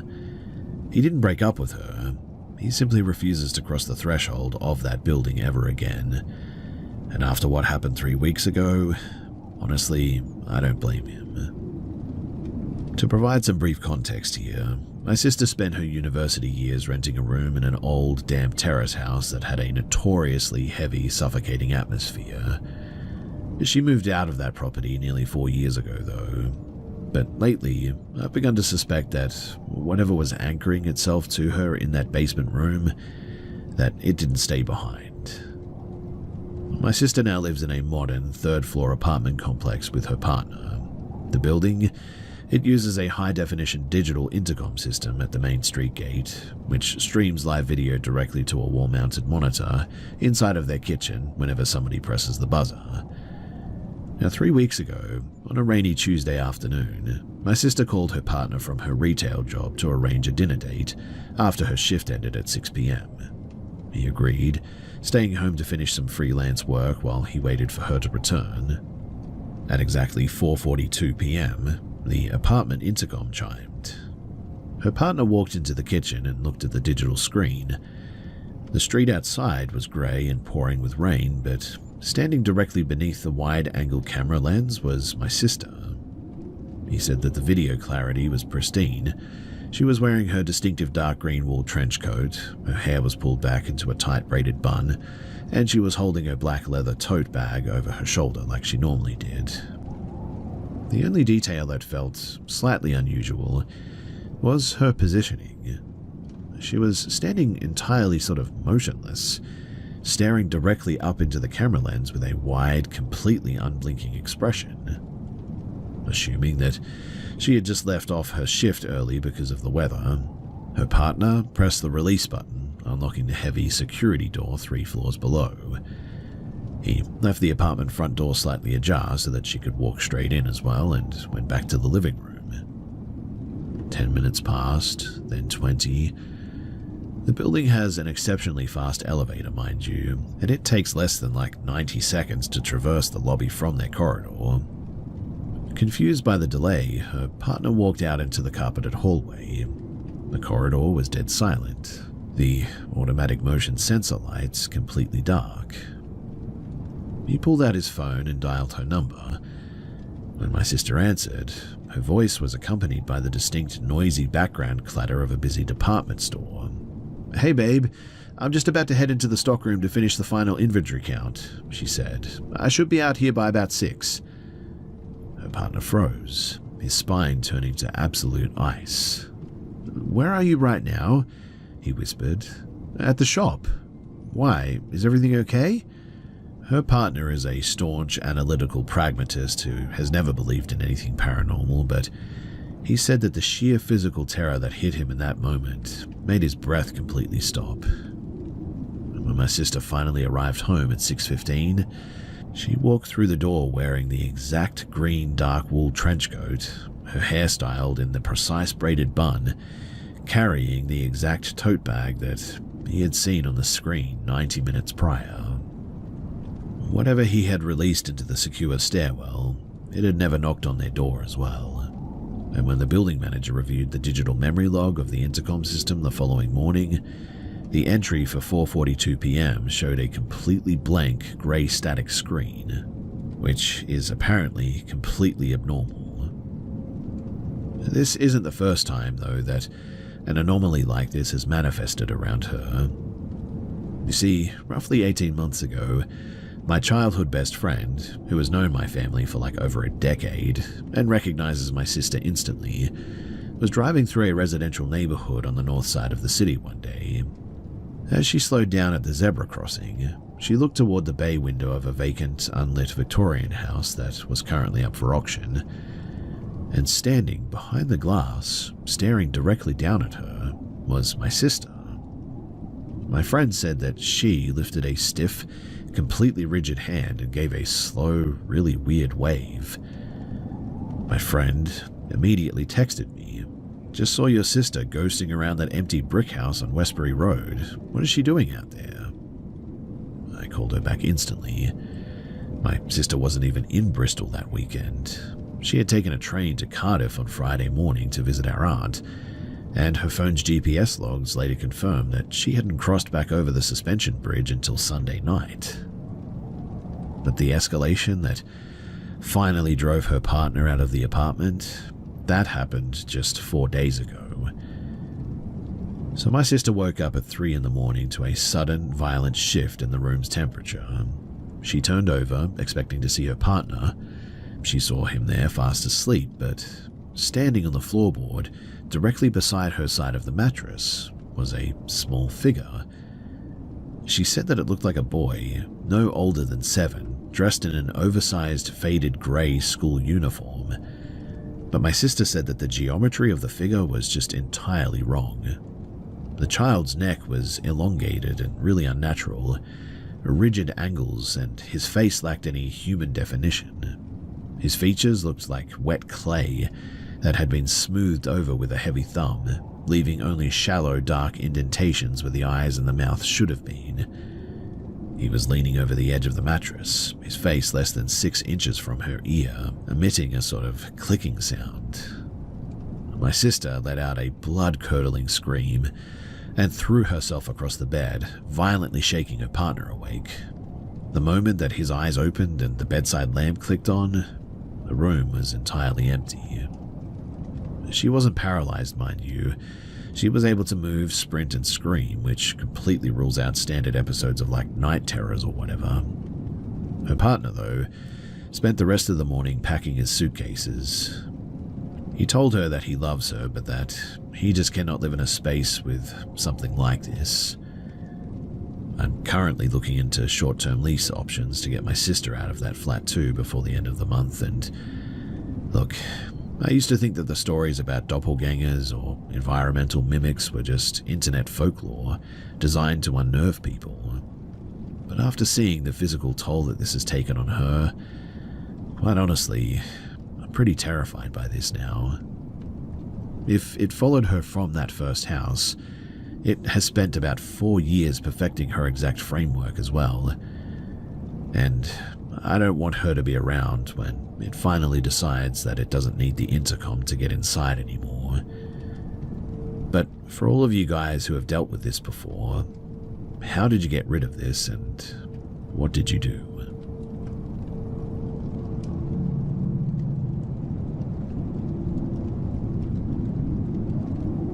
From the ages of about 5 to 15 years old, my family lived in a cold, sprawling flat situated directly above our commercial electrical wholesale business in an industrial pocket of Manchester in the UK. Because the building was designed for commercial storage rather than domestic comfort, the upper flat was a labyrinth of long, uncarpeted corridors, heavy fire doors, and narrow windows that looked out over our gravel yard.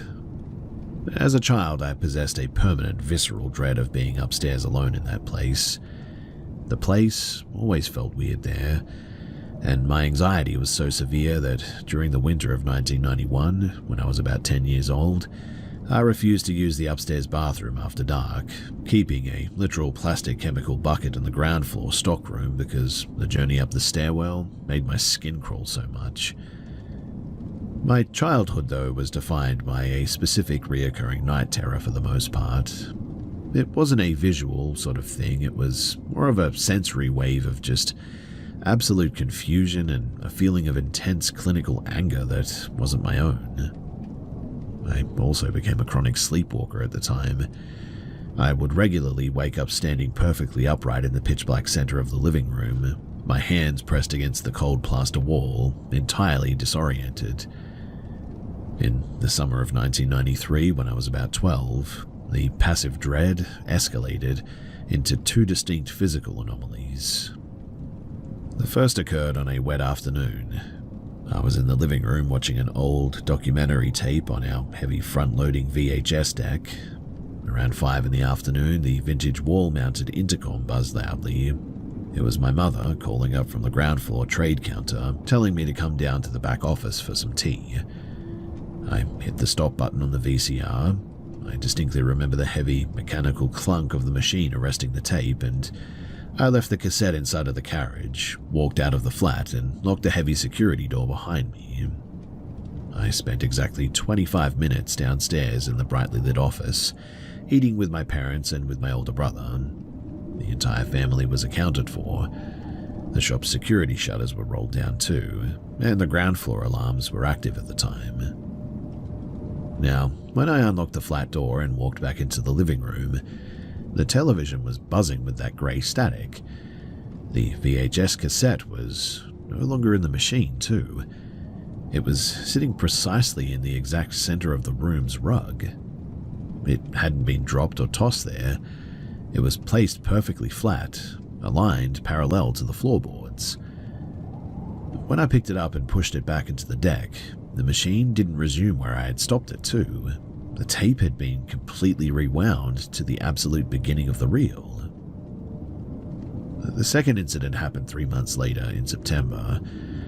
It was around 6 o'clock, and because of the late summer light, the living room was flooded with bright horizontal sunshine. I was sitting at the dining table when the heavy timber door leading to the central corridor suddenly just swung wide open. The flat had exceptionally thick industrial-grade carpeting, and that specific door had a brass rising butt hinge that required a deliberate physical push to even move it. Simultaneously as well, a violent wind tore through the room. It didn't feel like an open window. It felt like a massive volume of air was being sort of suctioned out of the flat into the dark corridor. I walked over to pull the door shut, assuming that a fire exit had been opened downstairs. But the moment that I grabbed the handle, the resistance increased like tenfold. The air pressure became so intense that the wood began to groan against the frame. A loud, high-pitched acoustic whistle, like a jet engine turbine at a distance, echoed through the gap. For 2 agonizing minutes, I was literally locked in a full-strength physical struggle against this door, my boots slipping on the carpet as I tried to force the timber back onto the latch. The force, though, on the other side felt immense and entirely, calculated. I was so terrified of what might be standing in the vacuum of the hallway that I kept my eyes focused entirely on the grain of the wood, refusing to even look through the 3-inch opening. Suddenly, though, the whistling sound stopped instantly. The pressure dissolved. The door slammed shut with a concussive bang that cracked the upper plasterwork. I dropped to the floor, jamming my back against the base of the door, and remained there in the fading light for 2 hours, until I heard the familiar sound of my father's key rattling in the front lock. I never did tell my parents. They were pretty traditional people, pragmatic business owners who viewed any mention of the anomalous as a sign of mental weakness, laziness, or craziness. I didn't bring it up as well until, last Christmas, during a dinner with my father.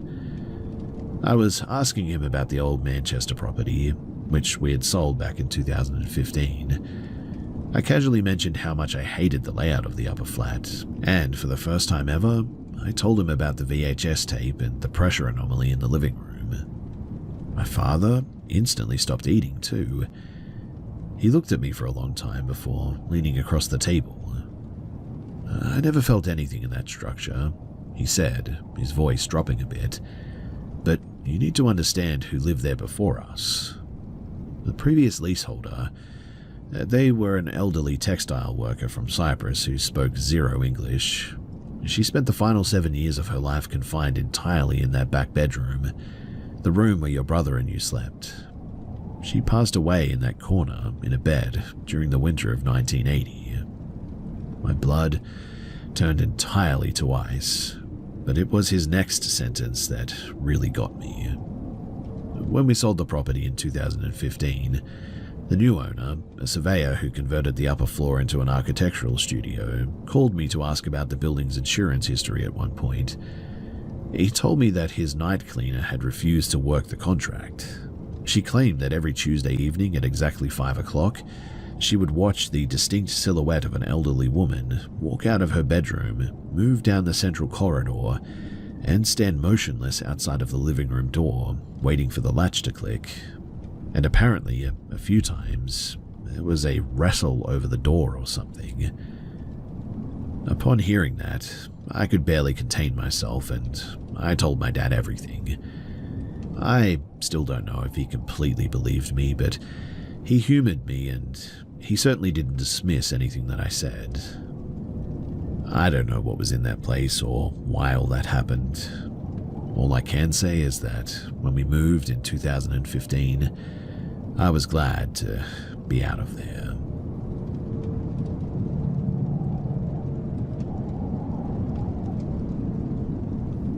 In the autumn of 1983, I was 44 years old and managing a small, isolated timber preservation yard and a sheep property about 4 miles northwest of Monmouth, near the border of the Welsh Marches.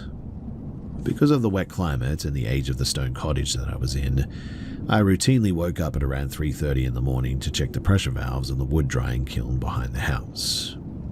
On the morning of October 12th, as I stepped onto the gravel yard, the entire valley was illuminated by what I can only describe as a dense, unblinking crimson glare that completely washed out the tree line.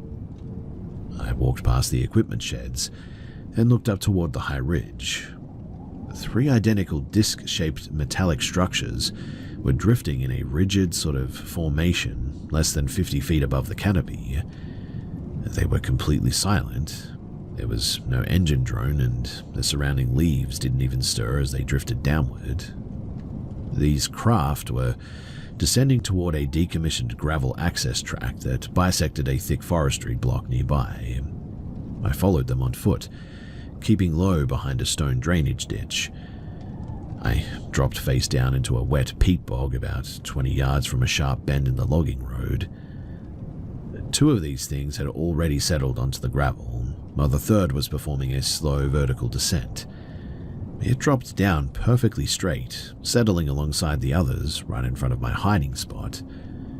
The objects were roughly 3 meters in diameter and were exceptionally thick. They looked almost like heavy industrial flywheels, in fact. Each hull had like 4 legs that supported it, but the area was so intensely flooded by the light emanating from their undercarriages that the gravel beneath them looked like stark white, and it was sort of difficult to see the legs. Yet, the illumination ended on a sharp sort of clinical line, about 2 meters from my face, and then just didn't go any further. Around the perimeter of the hulls were small windows. There was no sound of machinery or hydraulics or anything that I could notice. And suddenly, a section of the seamless metal hull on each craft slid open laterally into the internal framework. Then, a short single-tread metal ramp extended downward from the gap. 2 figures stepped out of each vehicle, emerging one by one in a deliberate sequential order. They were exceptionally tall, well over 6 feet, and were absolutely hulking. In fact, they almost looked completely out of proportion, they were so muscular. But it was their movements that made the hair on my arm stand up. They didn't move normally. Every gesture and every stride and every tilt of their heads was executed at like a fraction of human speed, as if they were operating in fast forward. They wore tight, metallic grey suits. Their heads were entirely enclosed in smooth, featureless helmets, with what looked like a horizontal glass visor that completely concealed their faces. Where their ears should have been, the helmets featured these flat discs of dense cross-hatched wire mesh or something that looked like that. Each one of them carried a heavy rectangular white implement as well. It looked a little bit like a pistol grip, I would say. The 6 figures gathered into a tight circle in the center of the gravel road. They began gesturing toward the surrounding ridges, nodding their heads in what appeared to be a briefing or maybe a conversation or something. Yet, even from 20 yards away, the silence was absolute. They weren't talking. There wasn't a single vocalization, in fact. Their physical exertion was obvious, though, and to take a single step forward, an entity had to sort of slowly hoist its boot several inches off the ground, pause, and lower it down with an agonizing calculated slowness all of a sudden. Now it was like they were moving in slow time. I lay there, though, in the freezing peat, panicking, paralyzed by the fear that their featureless visors would suddenly swing toward me.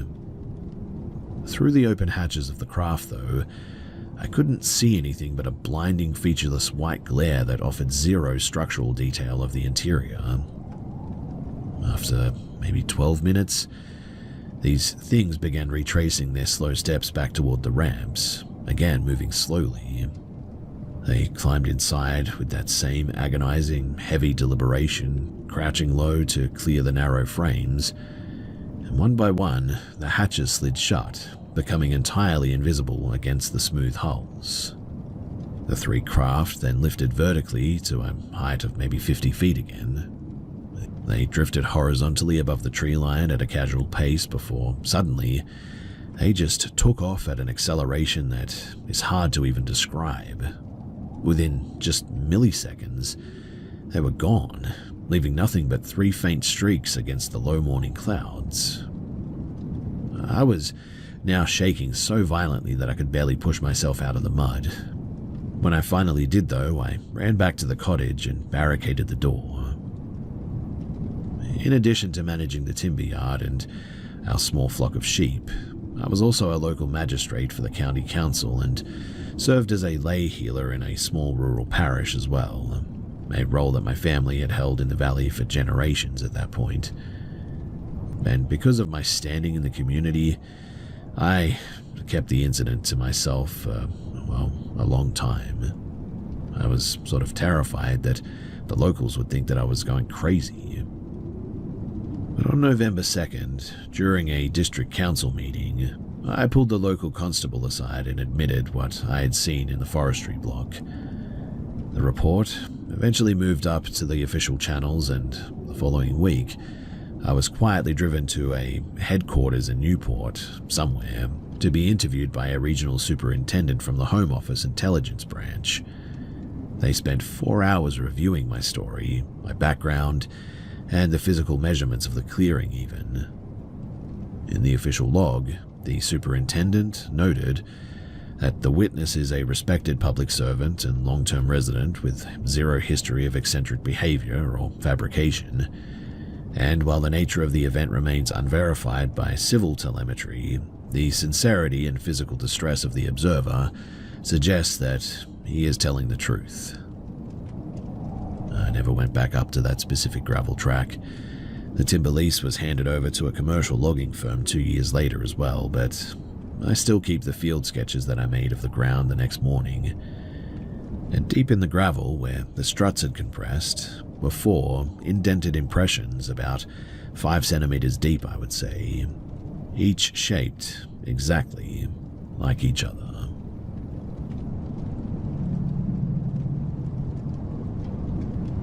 This happened to me a few weeks ago, but it still sticks with me, and it always makes me double-check all the locks now. So I was working an overnight security gig. I've been a guard for 15 years, and other than getting into brawls at nightclubs, happens more often than you think, I've had a pretty easy career, minus some contractor stuff that I did in Central America.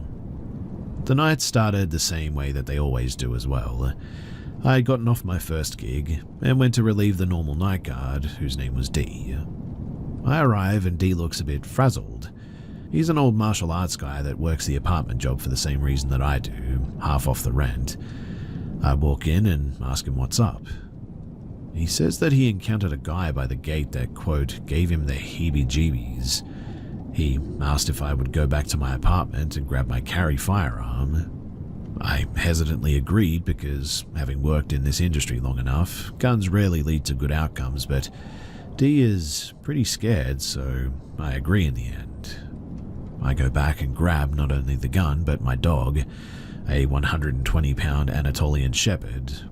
I suit her up in a harness and grab her cutie muzzle on the off chance that something does go down. I'd rather have the dog ready to go. I arrive and D is elated to get the heck out of Dodge, gives the dog her standard good girl chicken strip. This is a nightly ritual, regardless if it's okay or not, then takes off back to his apartment. I attach the dog's lead to my waist and we go on patrol. Now, I live in Texas and our apartments are sealed by gates that you have to have the code for, basically. I go and check the first gate and immediately come into contact with the person that D was so worried about. It's 93 degrees out, but this dude is wearing a trench coat with a hood, and before we even get near him, the dog starts going absolutely ballistic, hackles up in between my legs, snarling like some sort of feral monstrosity. I give her the command to chill and she does, but what bothers me is the dude doesn't even flinch. I mean, most people see a dog that big barking and snarling and insist upon being no part of whatever it is the dog is protecting, in this case me. At this point, I step forward and initiate contact. "Hey buddy, how we doing? You alright?" The man turns to face me, and at this point, I see he's horribly disfigured. One eye missing but sealed up from surgery, the other eye a brilliant blue, and horrible scarring on the side of his face missing the eye.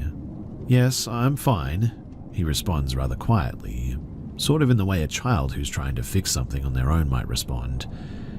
"So, do you live here? Haven't seen you around. My name's H. You new in town, or has anybody ever told you that you have incredible eyes?"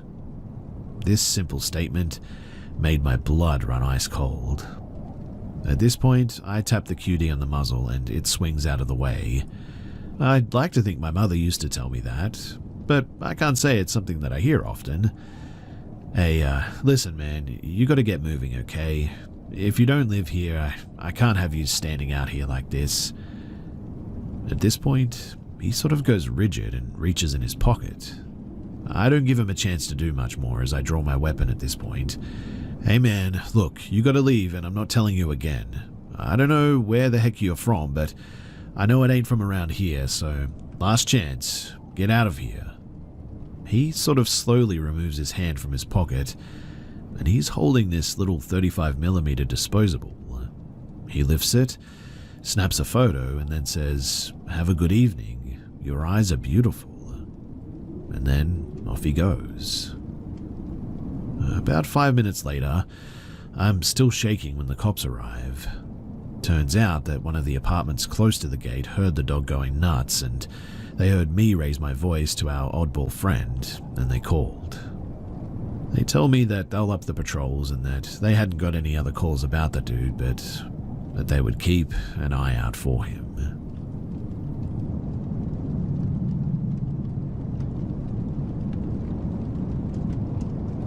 So my wife and I had a couple of creepy incidences, and this one happened near Hope, BC, way up in the mountain. My wife was probably more freaked out than me, but maybe I'm just downplaying this. The second story, though, is something that absolutely terrified me. So, we were camping in the literal middle of nowhere between two mountaintops. It was forest fire season, so we could only have a small propane fire that night. We finally decided to go to bed, and we climb into our tent. We're laying there and talking, and by this point it was almost completely dark, when all of a sudden we see through our tent wall. It's not see-through, by the way.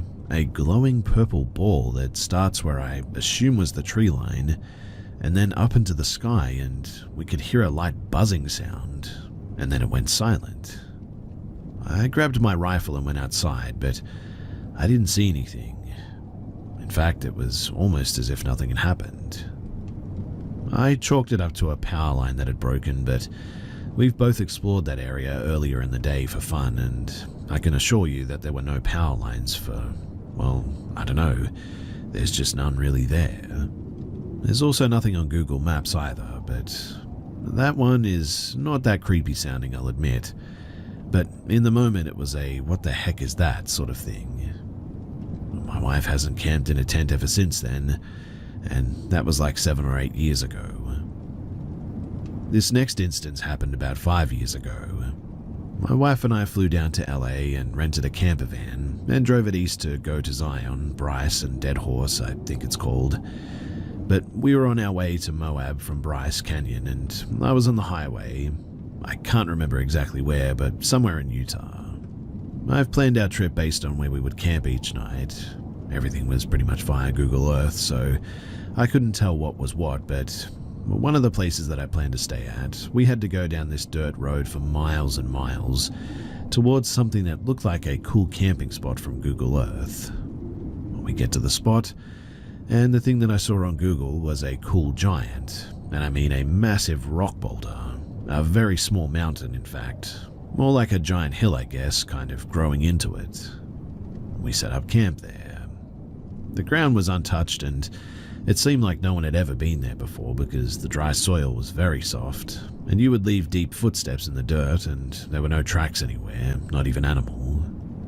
So I go to the mountain and I collect some firewood for the night. I also collect some large flat rocks to make as a sort of wind guard, as it started getting very windy all of a sudden. We noticed some ravens on top of the rock cawing at us and kind of flying in a weird circle around the area. We joke about how maybe this is a warning, and how it reminds me of the Halloween episode of The Simpsons where Bart is a raven. Anyway, we eat and we go to bed. At some point though, I wake up in the middle of the night sort of randomly, and my body is covered in goosebumps, and my hair on my entire body feels like it's standing up. I start getting anxiety too. I feel like someone or something is just outside of the van. The wind is blowing hard and our van is rocking a bit from it, so that's making things worse.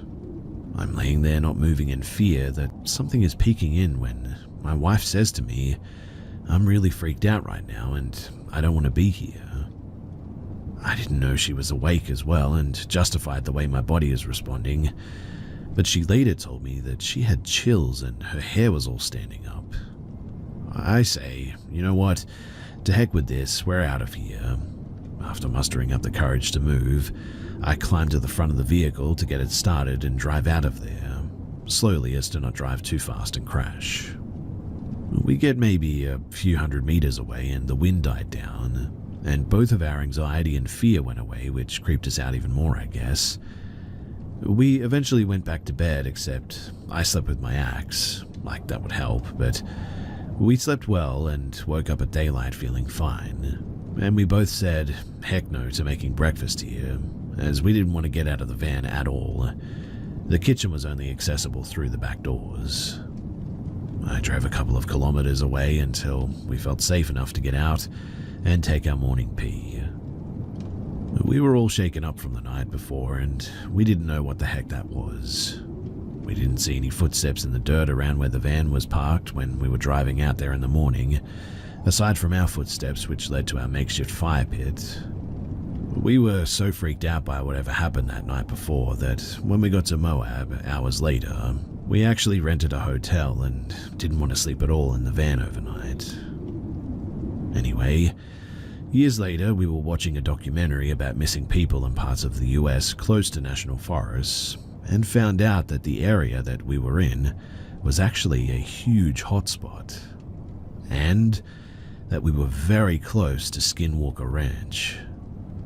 That's kind of crazy to me after knowing all the history about that place and hearing all the stories, but it's something that I'll never forget.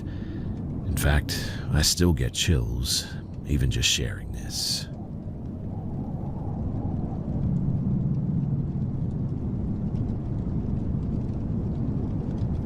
I never thought living alone in a dorm hall could be so unsettling.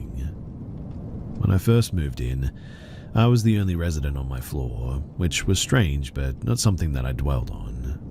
The hall was eerily quiet most of the time, except for the man in room 217. He was a tall black guy, always dressed in pajamas, and from the first night, my friends and I noticed something wasn't quite right. We often heard him screaming, his voice piercing through the walls in the dead of the night. It wasn't angry shouting like I had thought at first. No, he was screaming for help. Every night, the same loud shrieking cry for help. At first we thought that he was just a troubled student, someone who needed help but didn't know how to ask for it in the right way. We even joked that he had serious issues, but deep down it disturbed all of us. His pleas were so loud, so desperate that they left a lingering unease. One night, after hearing that same shriek echoing through the empty hall, I went over to his door to see if I could talk to him. I knocked, but just like the other times I tried, the screaming stopped the second that I got close. The door remained closed, and the silence was deafening. The next day I went to the dorm office ready to tell them that the guy in room 217 needed serious help, but when I asked, the dorm manager looked confused. "There's no one living in that room," she said. "You're the only student in that hall." Her words hit me like a ton of bricks. I knew what I had heard, what my friends had heard. We had all seen him. How could there be no one there? After digging deeper, we uncovered the truth. Room 217 had been the home of a student years ago, one who had taken his own life. He had been struggling, crying out for help in the days before his death, but no one had been there to listen. Now, it seemed as if his spirit was trapped in the hall, forever screaming that same desperate plea for help that had gone unanswered in life. We also learned that the school itself had a dark history. Before it had become a college, the building had been a hospital during the First World War. The laundry room, where we had always noticed a foul stench and dry blood stains, had once been the morgue. The history of the place felt heavy, like it had absorbed the tragedies of all those who had passed through it. The screaming eventually stopped, but I'll never forget the nights that I lay in bed, listening to the ghost in room 217 crying out for help like that. It wasn't just a haunting in the end too. It was a reminder of how much can be left unresolved, how easily cries for help can be missed. And in that old haunted building, his was a voice that just wouldn't let anyone forget.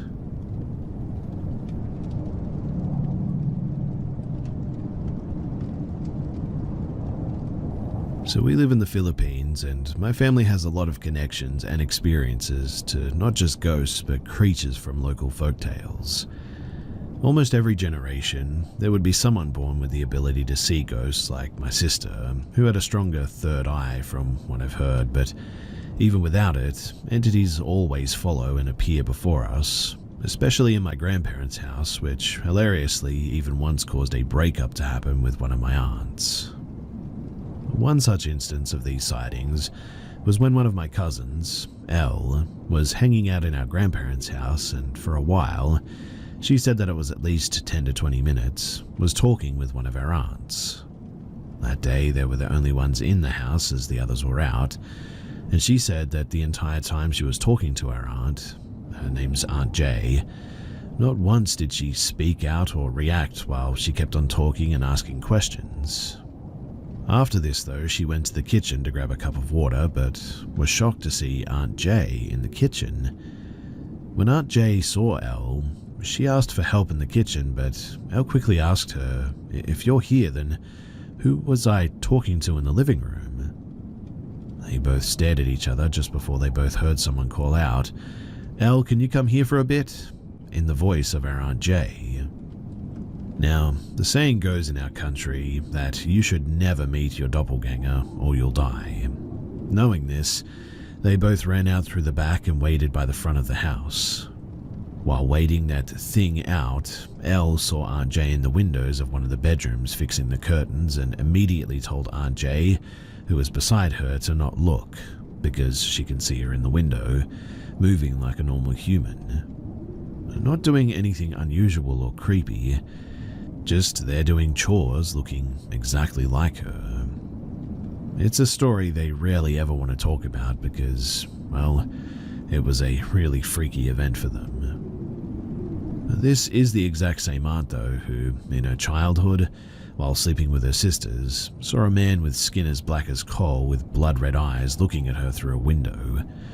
She screamed and woke up her sisters, and they also saw what had scared her.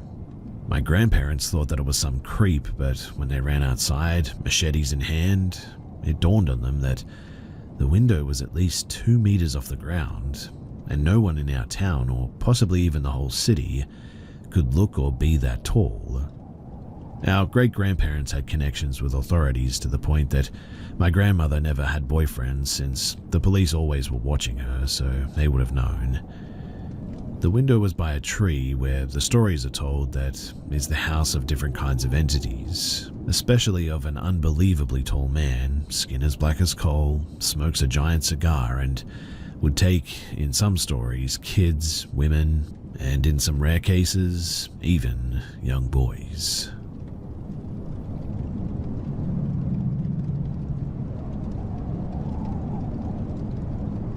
When I was 17, many years ago now, I was on my way to town A-Line. It was pouring rain, cool outside, and I saw a girl who looked around my age hitchhiking and stopped to pick her up.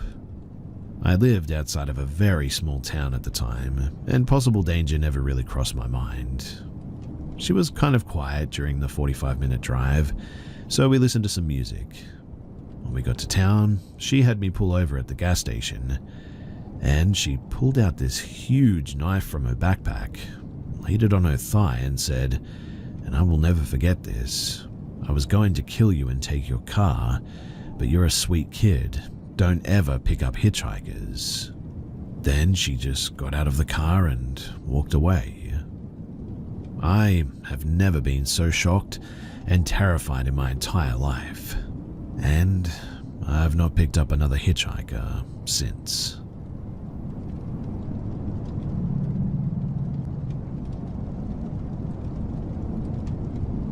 This is a story that I've been wanting to tell for a long time. It's raining heavily now, so I decided to take advantage of that and tell it. I have to admit that I feel a little bit nervous about sharing this, but here it goes. So, the year is 2020. At the time, I was still going to school and also working. My sister was about 24 years old. My best friend used to come to my place for the weekend, and I always used it as an escape from work and school. I love spending time with him. My sister, although a little more serious and a few years older than us, liked to spend time with us too, and she also cooked while we played games, and it became a bit of a tradition. Now one day, a festival was held in our town, so I arranged with that friend to meet in the town. I hung out with my sister all the time, so I took her with me and we met together with that friend. We visited the parks in the city and looked for a place to just relax a bit, but it all became a bit boring soon.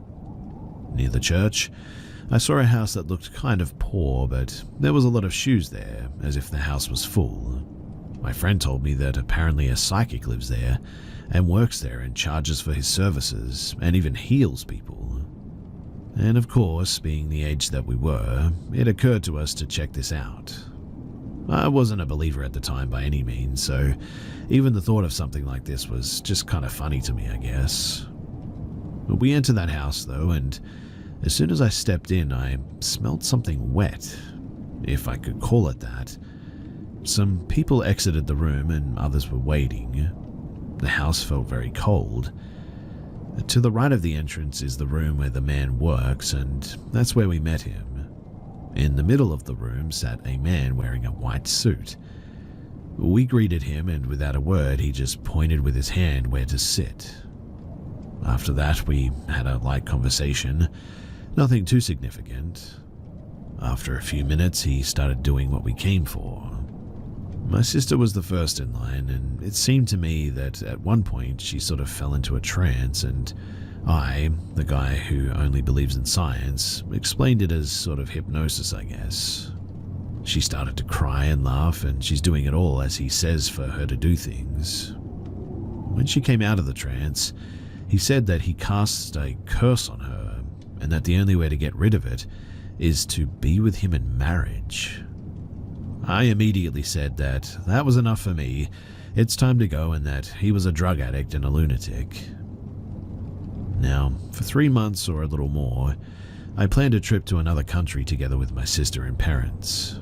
Live music in the car, and we're driving, and as soon as we entered another country, the phone rang at the same moment, and to my shock, it was this guy.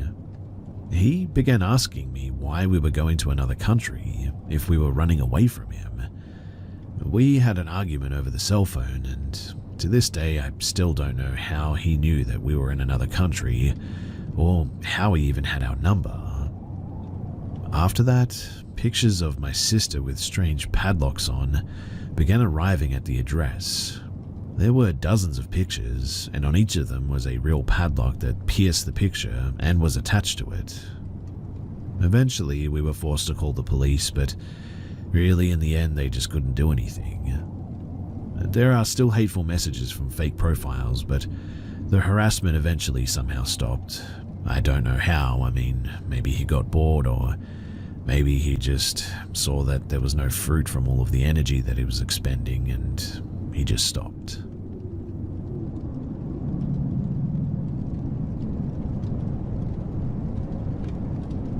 "9 years ago, I had met a person that to this day I still wish I never did. I was an isolated, bullied, and depressed 8th grader, with the added state of being a plus-sized kid in a sports-centric town. So basically, I was beaten and ridiculed on a daily basis. I couldn't make any friends with my new classmates. All of my old friends from elementary school got placed in different classes, and nobody was in the same after-school groups as me anymore, and we were also all in a scout group, but that disbanded before I got into middle school. I was so lonely that if someone talked to me without picking on me, honestly, it made me happy. So I had a Google Plus account, the only social media I could access at school, that I kept hidden from my parents, that I would use to check out my favorite fandoms, and hopefully use to make some new friends. One day, I was on Google Plus in the computer lab, and I had commented under a piece of fan art of a character that I liked. The person who made the post had replied to me not even a minute later. I remember getting very excited seeing that notification, my heart swelling. The two of us spent the next 10 minutes of my class just sort of talking to each other in the comment section. We ended up replying so much that we flooded a good portion of the comments with our talk. After I had to change classes, I logged back in on one of the Chromebooks that we had stored in the back of the class and saw that she had actually messaged me. Her name was Haley. At least, she told me that was her name.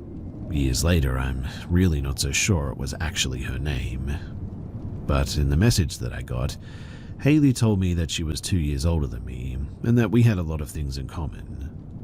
I spent the rest of the school day on my phone, not really caring about anything in my classes at all.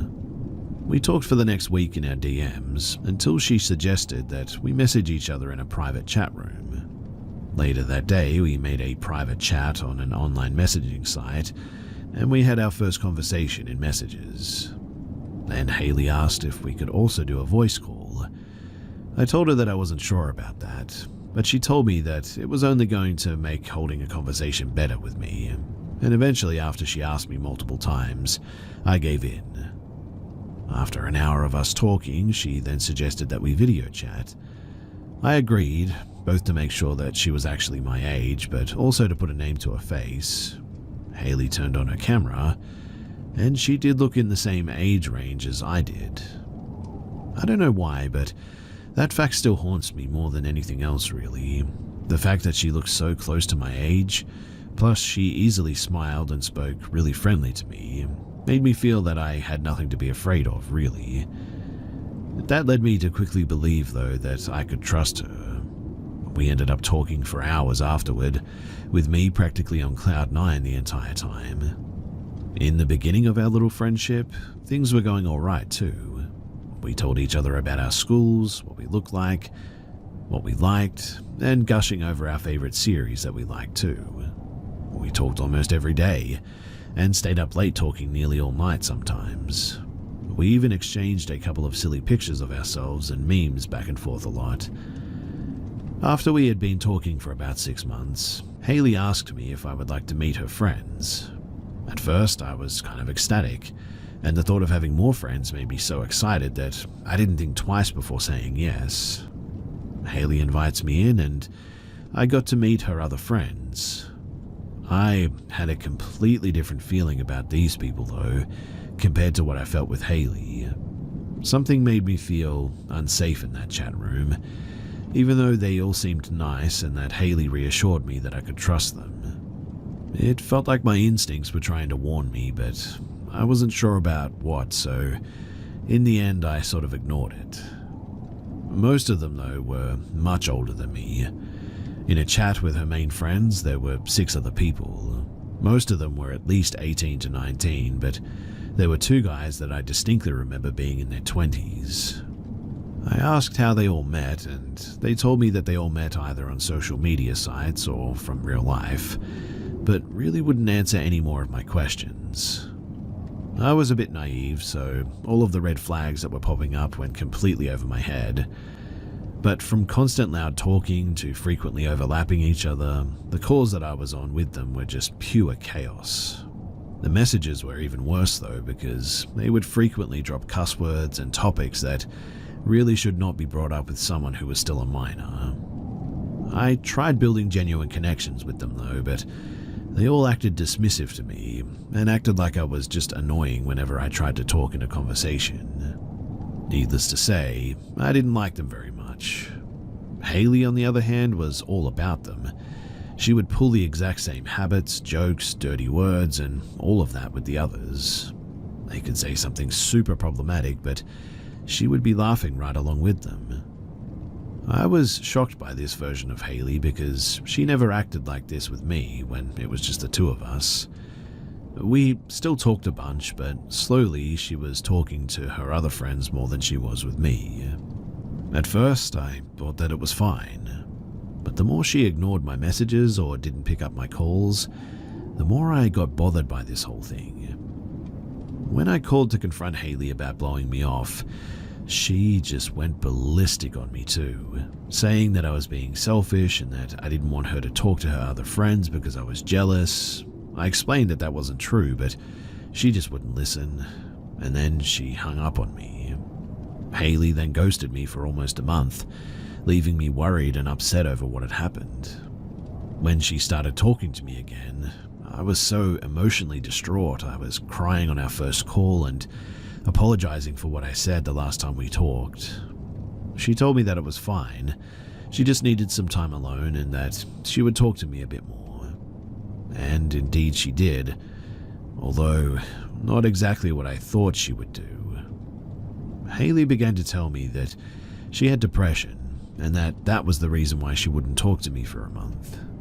I didn't judge her about it and just said that whatever she needed to talk about, that she could come to me. This led to her trauma dumping on me nearly every day, talking about her terrible home life and how bad her relationship was with her mum and how much she hated herself. I was there to offer an ear and some kind words whenever Hayley called or messaged me about it, but this quickly became part of a routine.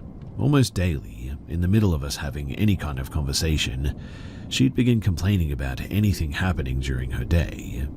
If not that, it would be about how ugly she thought she was, or how much her life sucked and wanted to end things. The last one freaked me out a lot though. I was worried about her because we lived in different states and I couldn't help her in person. Every time she would become self-deprecating, I would say otherwise, giving her compliments and words of affirmation for so long my throat ached and felt raw. And then, just as fast as she'd bring it up, she'd drop that conversation and we'd talk like we were before. Hayley also began calling for long periods of time and messaging me late into the night. Phone calls would stretch for hours at a time, and her texts would come in until like 3 or 4 in the morning even. The thing is that it was mainly her talking now. Like, every phone call, she'd take over the conversation. If I didn't message her back quickly enough, she'd spam multiple texts back to back faster than I can read them. I would try to end them myself, but every time I would try, Haley would chastise me for wanting to leave our conversation when not long ago I wanted to have her attention. She basically guilt-tripped me back into talking to her, and honestly it worked. Even if I had lost interest in our talks, or didn't want her to message me during class, I would still let her talk and reply. At least I still had her attention though, and she still wanted to talk to me. This all went on in a cycle for 2 years, and it left me feeling more anxious and exhausted than anything else ever did. It felt like we had nothing in common anymore, and she either ghosts me for a week or spends the entire weekend texting me non-stop. The topics of her self-worth have also gotten worse. They escalated to her messaging me goodbye or I can't live like this anymore, without responding to any of my following messages or calls. Alongside of that, she would send me pictures of her, marking herself, telling me about how it felt to do it. The sight of those messages would send me into panic attacks, and every time I would panic and message her afterward, I would be sent into tears. Not only that, but the group chat with her other friends got worse. Arguments broke out frequently, drama and gossip spread like an oil spill, and it led to people being blocked, unblocked, almost every few days in fact. And I hated talking to them. They began ganging up on me in messages, and Haley was often the first one to make rude jokes about me that they would all laugh at. I began getting sick of it, and would stop messaging and calling both Haley and her friends, despite her begging me to. One late night though, while the group was in an argument over text, I hit my breaking point. I was tired of all the drama and them treating me like this all the time, so I messaged the group chat that I'd had enough of them and privately messaged Haley that I needed a break. Then I left both chat rooms, blocked everyone that I talked to, deleted my messaging account, and deleted the site from my computer's history. Once it was all over, I honestly felt like I had been freed from some kind of prison, and all I could do was cry in relief and euphoria over the whole thing being over. But here's the creepy part. So, I later found out that all of the pictures that Haley had sent me, that they were all stock images and photoshopped. I also found out from a bit of digging through her background, a lot of things just didn't add up. For instance, I learned that she was actually a lot older than what she originally told me, at least 6 years older than me in fact. Meaning that when we first met when I was 14, she was at least about 20 years old. Many things from our interactions still haunt me, especially the pictures of her marks and her scathing, self-deprecating messages. In fact, for almost 3 months I would have nightmares about Haley getting back in contact with me and what she would say or do to me. I have better friends now, and I'm absolutely certain that I'll never have to hear from Haley again, but sometimes I still wonder who that woman really was, and what was it about me that she was interested in. Hopefully I won't ever have to find out, but I was lied to a lot by that woman. And now that I'm older and I look back on the whole thing, that whole situation was not okay and extremely creepy.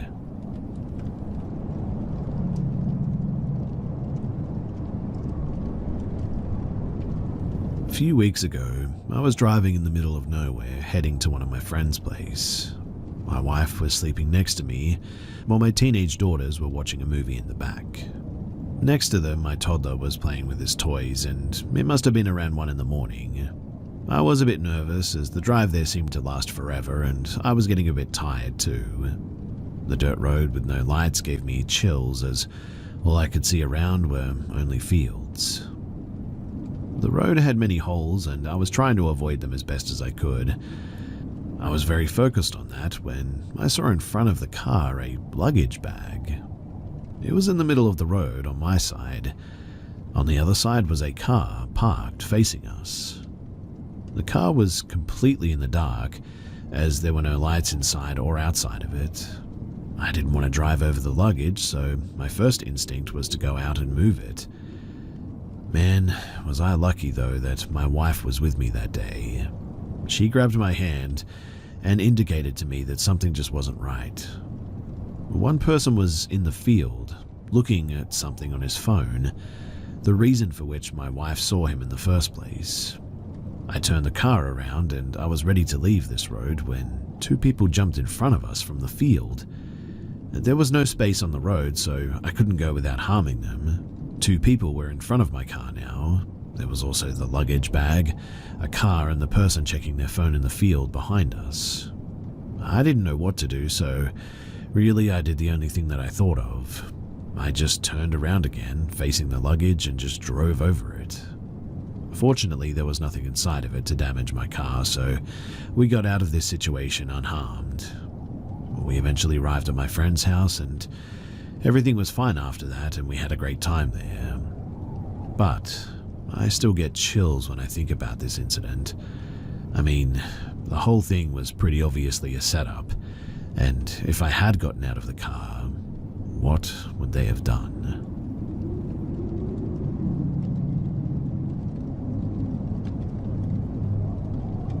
I work with adults with disabilities, so do take this story with a grain of salt.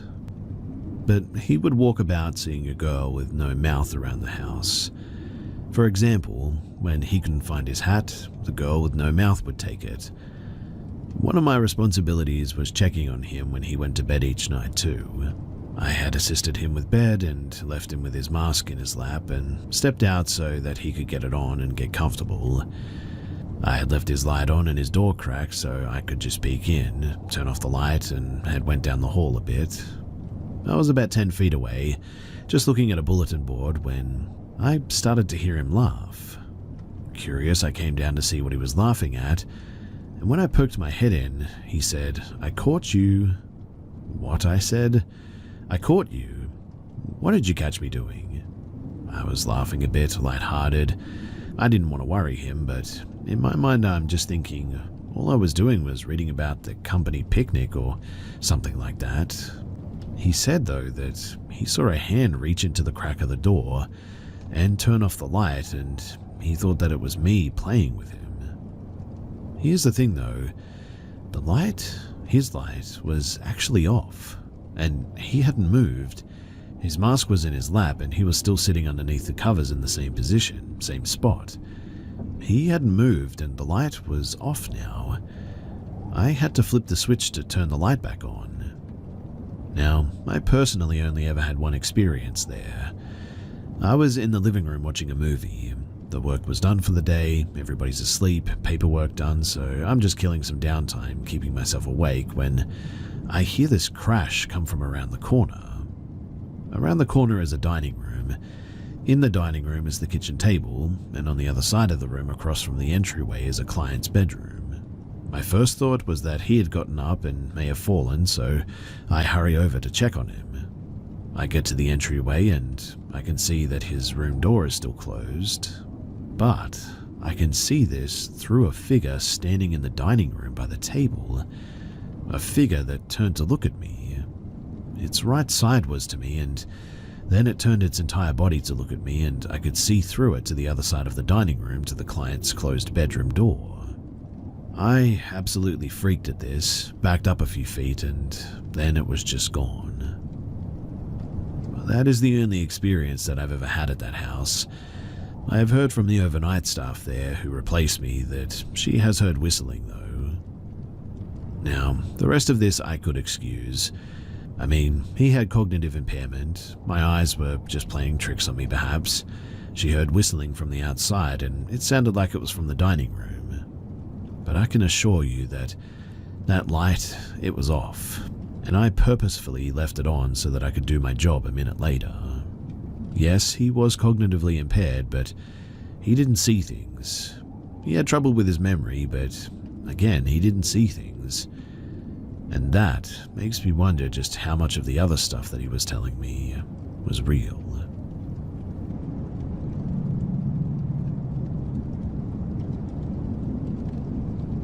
This story takes place in 2020, before the pandemic started. I had been working as a package delivery driver for about a year at this point. During this time, the area that I worked in included the downtown area of Fresno, California. Like many cities, our downtown area was not the best place to be day or night. Growing up near the area, I was no stranger to the rough environment that I was working in. After dealing with shootings, the homeless, drug addicts, and drug dealers, it was easy to say that it would take a lot to freak me out. I have had some other strange events happen to me in my life, some things I can't even really explain, but none of that was enough to prepare me for what happened on this day. So I had made good time on my route that day, as I had begun to grow accustomed to the monotonous area. The thing with package delivery too is that after a few weeks, you realize that it's always the same place that receives packages. Today was a little different though. I had been given a package for a church on a busy street that I had never been to before. Even though I had never been to this church before, I knew exactly where it was. I was also aware that it was near the railroad tracks and a pretty large homeless camp. This is an important detail too, as it will explain some of my thought processes and actions at the church. I made my way there around 2 p.m, knowing that once I was done with this stop, I would have to shoot back across town to do my pickups, then head home for the day. So, as I arrived, I grabbed the package, locked up my truck, and made my way to the entrance of the church. Now, something to note here is that I am not a very religious person at all. Was pretty much force-fed religion my whole life, and going to churches is not something that I'm really that fond of.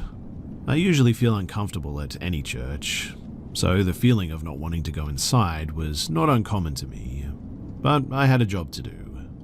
Standing in front of this church, I noticed that the huge double doors were wide open, which to me meant that someone should be nearby and I could get this over and done with. Normally, though, I would have found this a bit strange, as it is a rough area after all, but it is a church too. Maybe they left the doors open to allow people who needed help to come in. I don't know. In any case, I made my way inside and was greeted by a giant mirror from floor to ceiling and 2 more doors on each side of it. Looking around this small entrance area, I was expecting to run into someone fairly quickly. However, the place seemed, well, deserted. I decided the best thing to do at this point was to call out and let whoever was there know that I was inside the building. Typically, I did this to avoid startling someone, especially down here. And as I waited a minute or two with no response, I figured that maybe whoever was here just couldn't hear me from where they were. Spending more than a couple of minutes at any stop could cause a ripple effect for the rest of the day, so I decided that I would walk around looking for, well, anyone. I decided that I should start with the doors that were right in front of me, figuring that this was the main part of the church and a good place to start. As I attempted to open the doors on both sides of the giant mirror, I found them to be both locked. I looked through the small glass windows and just saw rows and rows of chairs and a main stage area. Deciding to head left toward a small entryway, I realized that the 2 doors in there were the bathrooms. I knocked on both doors, hoping to hear some response, but was met with silence. As I returned to the main area, straight ahead of me was a dark hallway that I could barely make out that made a left turn at the end of it. At this point, being the only way to go, I decided that maybe the office was that way and it was the only place left that I hadn't checked. I made my way down the hallway, still calling out, hoping for any sign of anyone in the building. But as I approached the left turn of the hallway, the darkness seemed to swallow any and all light that attempted to make its way down that hallway. It was now, too, that I began to feel a sense of danger and a small tingling feeling that you get when you can sense something just isn't right, but ultimately chalked it up to just the darkness being a little bit creepy. At this point, I decided that it may be best to pull out my phone and use it as a flashlight, since I couldn't see one foot in front of the other. Drivers aren't allowed to carry any type of weapons, but at least I had my phone out. As I turned my flashlight on and held it out, I noticed multiple doors all closed. I should have realized that this wasn't a good idea, but the work ethic in me said keep going and we get to drop this off and get out of here. As I continued forward, still announcing my presence, I reached the end of the hallway and noticed a door on the right with just the smallest amount of light under the door and a sign on the door saying courtyard. Figuring that this is why no one had responded to me, I went through that door. Upon entering the courtyard, I was greeted by the brightness of the sun and a bunch of dried up flowers. As my eyes readjusted to the sunlight, I noticed that this courtyard was enclosed by a fence, so the only way in or out was the door that I came from, and another door that was staring right at me straight across from me. To my disappointment, I was the only one standing out here. Figuring that since there is another building, surely whoever was here had to be in this other building. Not knowing what to expect in this other building, I approached the door and began to knock on it. Again though, I was met with no response and decided to open the door. When I opened the door, the darkness that was waiting for me, ready to embrace me again like an old friend, was there again. Hesitating to enter, I called out a few more times to make my presence known, but silence again. Returning to the darkness, I immediately retrieved my cell phone, luckily with the flashlight still on. The hallway was a sort of T-shape, meaning straight ahead of me was a fire exit, with an indication of the faintest red light above the door and another hallway on the left. With my light, even more dim than it was in the other building, I made my way, still calling out. Reaching the left turn on the hallway, I could make out, door after door, that they were all closed from as far as I could see. Knowing that I was reaching my own limit of being in this place, I decided to call out one more time. Expecting more silence, I stood there in the silence, waiting and listening. As a few seconds passed, I had decided that I'd had enough of this place now, when a loud clatter could be heard somewhere in the building. Instantly, my body tensed up as I remained still holding my flashlight down the hallway, the fear that I had been ignoring now reaching an all-time high. Within a few more seconds, I heard something slam seemingly even closer to me than the clatter had been. I even thought in my head, yelling to leave now, but my body was frozen in fear.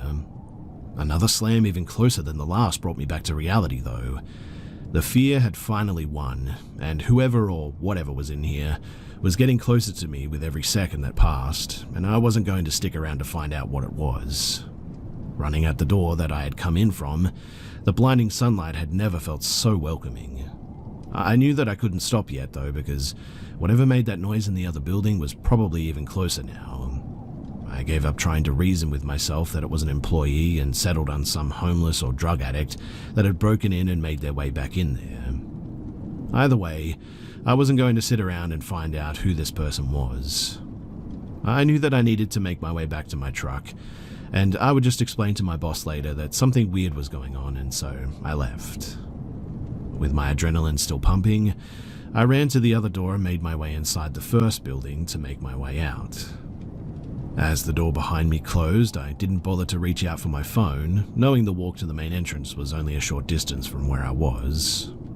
As I began making my way down the hallway, my mind telling me to get out now, I was hit with what I can only describe as complete dread. I have experienced fear before, but this was something on a primordial level. Like, everything inside of me went off like alarms and my body had completely tensed up. A feeling as if something had grabbed my shoulders, my legs feeling weighted as if I was trying to walk through knee-high water in a swamp or something. I was met with an increasing amount of dread and sorrow that overwhelmed me to a point that I knew that I couldn't handle it much longer in this dark hallway. And then, all of a sudden, all I remember is I woke up in my truck, in a random neighborhood about half a mile away from the church, and I was covered in sweat and I was crying uncontrollably. I felt terrible, as if every ounce of happiness had been drained from me, replaced with just hopelessness and sorrow. I began checking for my phone, and as I pulled it out of my pocket, my flashlight was still on. Which means that whatever happened to me, it did happen, and it wasn't some bad dream, confirmed as well by the package sitting in my passenger seat. As I accessed my phone to turn off the light, I then noticed that it happened to be 3 p.m, which means that I had lost an hour of my life with no memory of leaving the church or driving my truck to the location that I was currently in. Not knowing what to do, I called my girlfriend, wife now, and tried to explain to her what had happened. Speaking with her, I could feel the sorrow and the hopelessness leaving me, and I was finally able to get a grasp of my emotions and stop crying. I reached out to my best friend as well via text since we worked together, and tried to explain it to him as well since he had had some encounters in his life as well, and I knew that he would understand, or at the very least, hear me out. I have never stepped foot in that place since that event. I have driven past it, been near it, but I never had another delivery there again. The package that I had for them was eventually delivered by another driver who said that there was somebody in the main entrance and didn't even have to go inside the building. I have since moved out of Fresno, and even before I did, I was moved to a manager position, so I wasn't really delivering anymore. But I still have flashbacks to that place from time to time. They've gotten way less frequent over the years, but it still freaks me out. Sometime later as well, I talked to a friend who is a paranormal investigator, trying to get some answers about the whole thing. She explained to me that it sounded as if something attached itself to me that day. That churches can hold a lot of energy, and given the location of the church, it's not surprising if it had its fair share of sorrow and pain from those seeking help. This story has always been hard for me to talk about, because even to this day I have a hard time believing that it actually happened to me. But when it does come back, I always find myself asking the same questions. Like, how did I get back to my truck? How did I drive about half a mile away, and what the heck happened in that hour of time that I can't remember?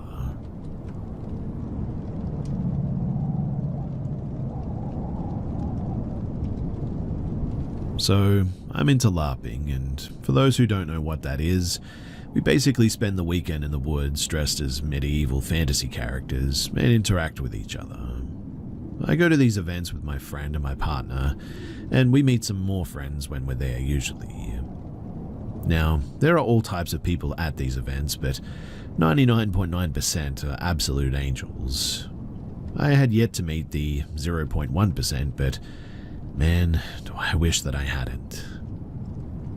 Before the event started, a guy named Greg swung by my tent while I was setting it up. My partner and a friend were setting up the secondary tent up a path and couldn't see me at this point. There were 5 other people to my right. I had never met the guy before, but as soon as he said hi, I had a bad feeling.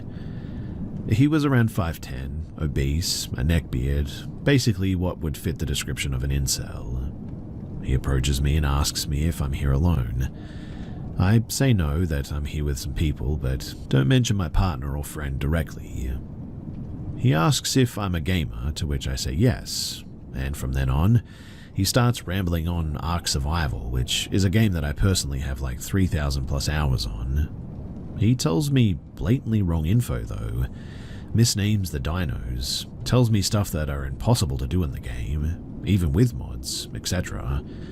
And every time that I correct him, I can see that he looks to be getting even more annoyed. I end the conversation saying that I have to go back to setting up the tent, and he leaves. Fast forward to around 10 to 11 p.m. The event has started, which means that any mention of the real world, such as cars, TV, pop culture, etc., is forbidden by a rule called decorum.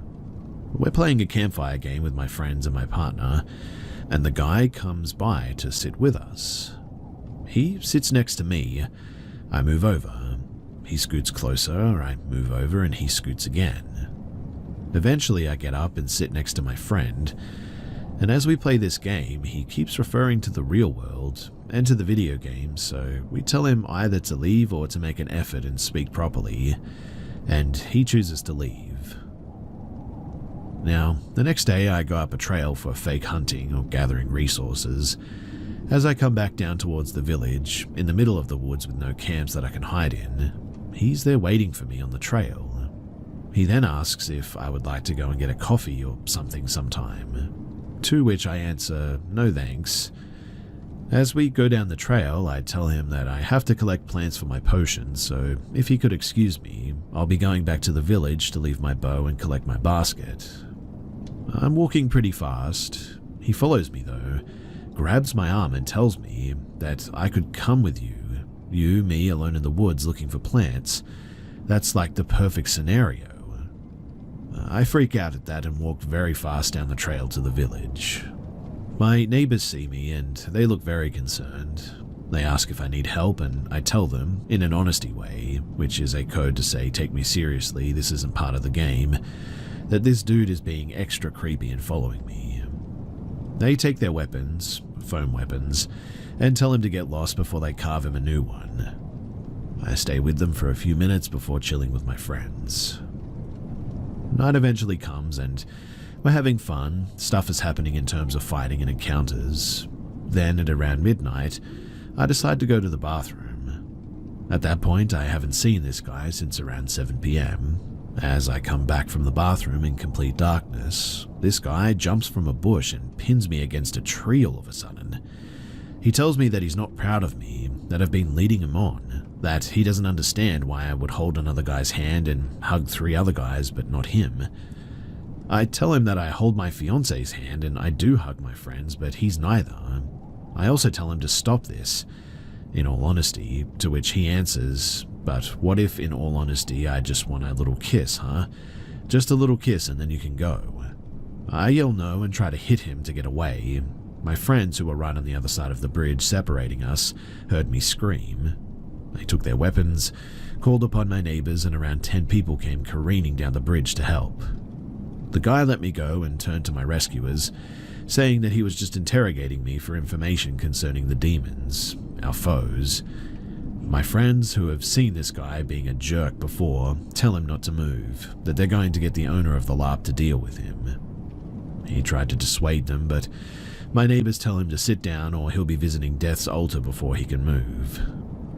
I'm taken away by my fiancé, who is very worried and concerned about what had happened. The owner comes and I explain what happened, and he takes Greg outside the play to discuss. And from what I heard, he was kindly asked to not come back for any future events.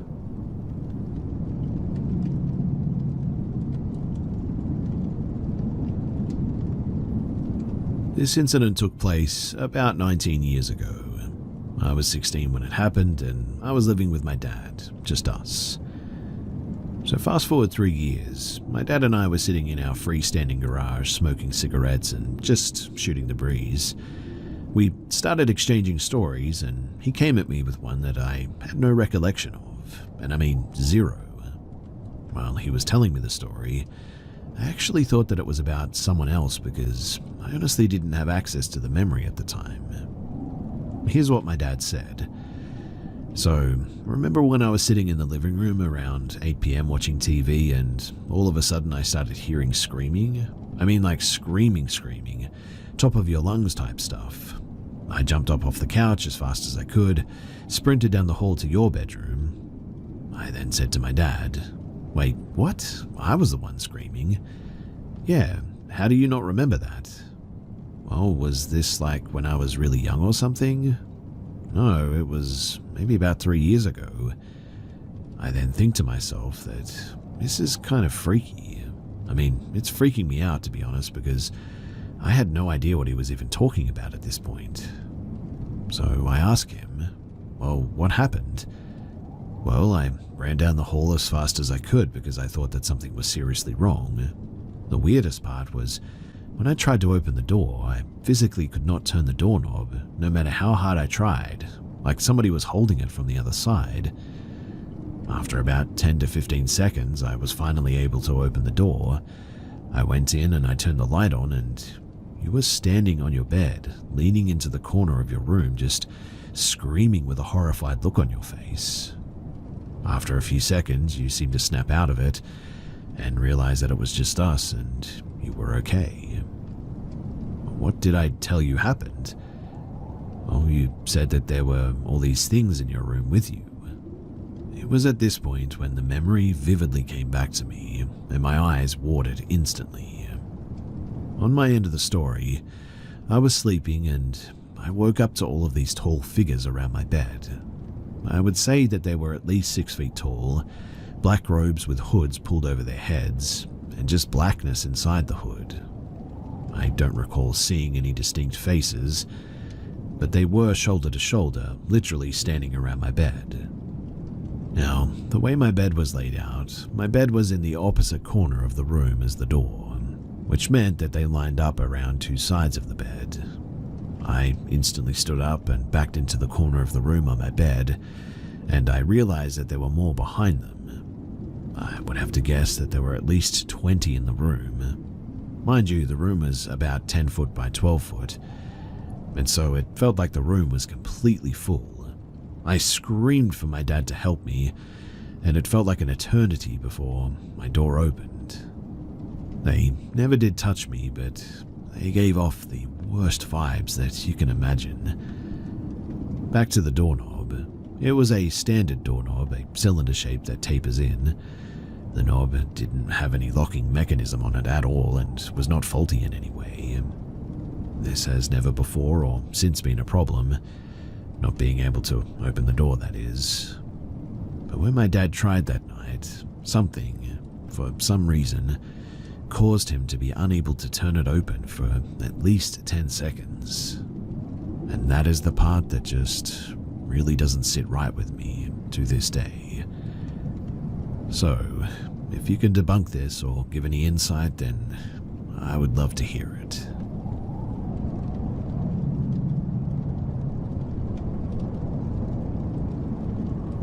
I've told 3 people in total this story. 2 of them were involved that night, and 1 was my therapist. I'm a scientist, and although I'm spiritual and believe in ghosts, I guess you could say, or at least the possibility of them, I never really believed in demons or things of that nature. I did grow up in a haunted or ghost house, but since moving out, I have not experienced any paranormal activity, nor have I had any hallucinations or anything. And so I'm hoping one of you can help me figure out what the heck this thing was. So this summer, I wasn't really feeling well and was going to go to bed early one night. While in my pajamas, I saw the local Facebook page had posted about the Northern Lights being out. I had been trying to see them all year and I kept missing them, so I grabbed a light jacket and I headed out. Of note too is that I had no alcohol or drugs in my system, just to be clear. So I drive north and found some fields to stop in, but word had clearly gotten out and every minute another car was passing, trying to find a dark area to see the lights from. After my 3rd spot was wrecked, it takes about 10 minutes for your eyes to adjust and every headlight started you back at square one again. So I jumped into my car and I drove even further north. I was on the phone with a buddy of mine as I'm a single female alone at night and he made me feel a bit safer. I hit the highway and that was when I saw it. The empty abandoned land that was used by the military for some unknown scientific experiments that had just become public. I had been there in the daytime and seen some of the old bunkers there. Definitely something weird was going on, but it just so happened to be mostly an open field with no streetlights, making it the perfect spot to see the lights from. I turned down the gravel road and drove about a mile in. I even made the comment to my friend that this place was spooky and that these weird birds kept flying around. They looked like bats, but when they landed, they didn't stand like bats do. I grew up in the country, so the dark doesn't really bother me, and so I just kept going. I finally reached the middle and pulled over to the side of the road. No one and nothing for as far as I could see.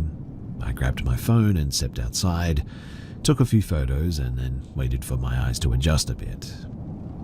After about 10 minutes, right when my night vision was starting to work, the hair on my neck suddenly stood up. I knew this feeling as it usually meant an animal was watching you. Again, I'm a country kid, so I know all about this. As I'm on the phone, mid-sentence, I turn to my left and my entire body froze. It was like the air was moving, kind of like a moving shadow, but my mind also just knew that it was something that was walking on 4 legs, but it was stood up. Possibly a dog, but it was translucent. I instantly started screaming and ran back to my car. I felt that thing hit my back and sort of bounce off, like it was trying to go through me but couldn't. But the second it touched me, it felt like a Dementor from Harry Potter had hit me, but worse, if that's even possible. I have never felt such dread and fear ever. I don't and didn't believe in hell, so to me death wasn't even that scary, but this made me feel like even in death I would never feel happiness ever again. I jumped in my car and sped down the road, still screaming and praying. I kept screaming for my dad and brother, both dead, and Jesus, I'm not even a Christian, to save me. The worst part, though, was that in all of the kerfuffle, I was driving in the wrong direction. I had to turn around and drive back to get out of there.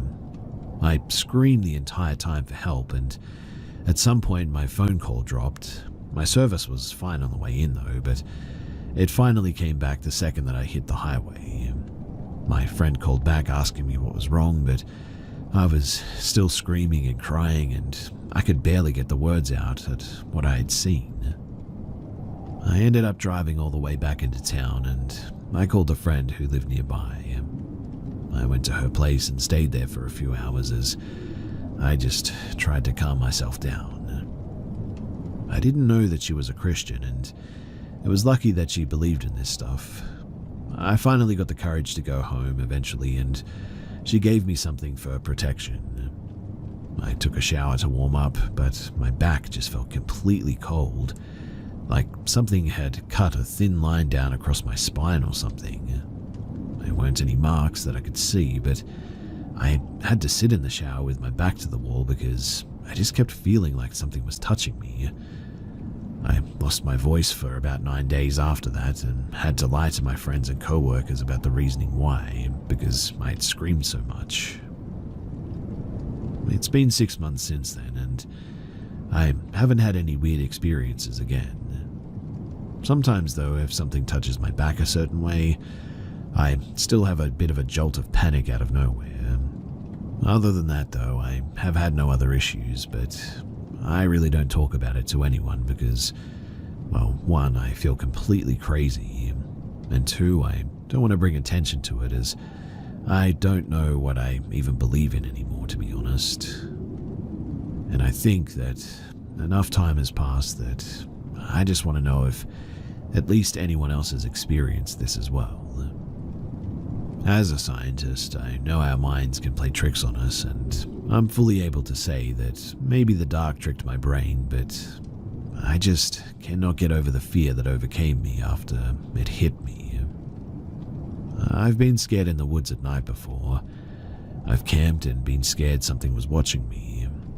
But this was so much worse. It's like and it feels weird even saying this, but it's like I could feel it in my soul.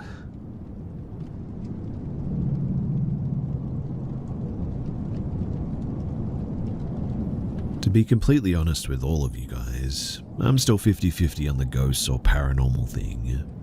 But I do have a couple of experiences that I really cannot explain.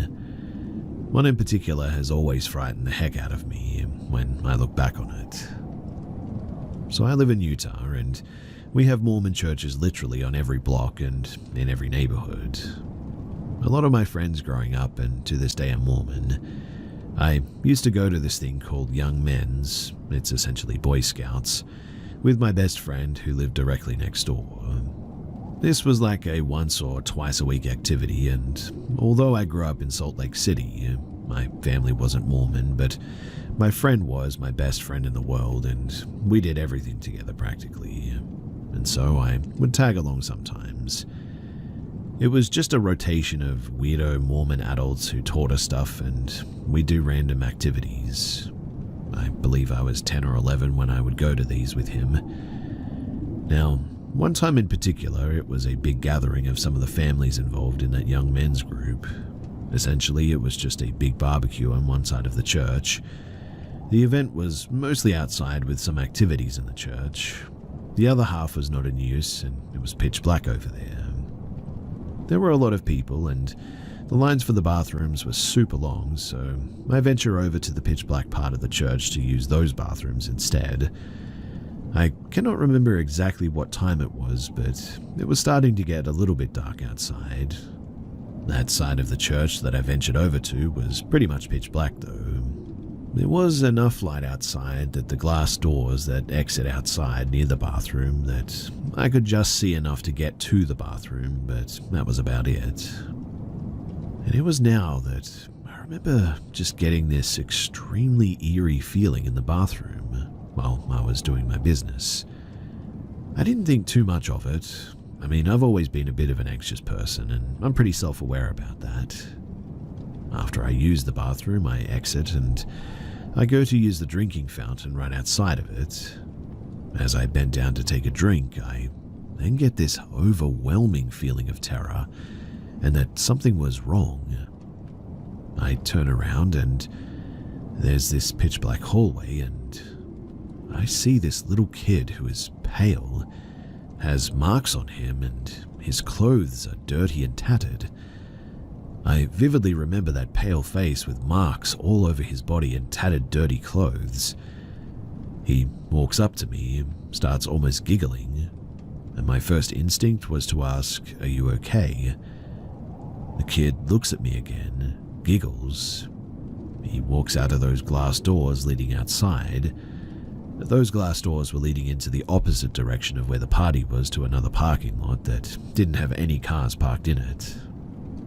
I remember I was just sort of standing there in pure terror, and then I ran back to the party.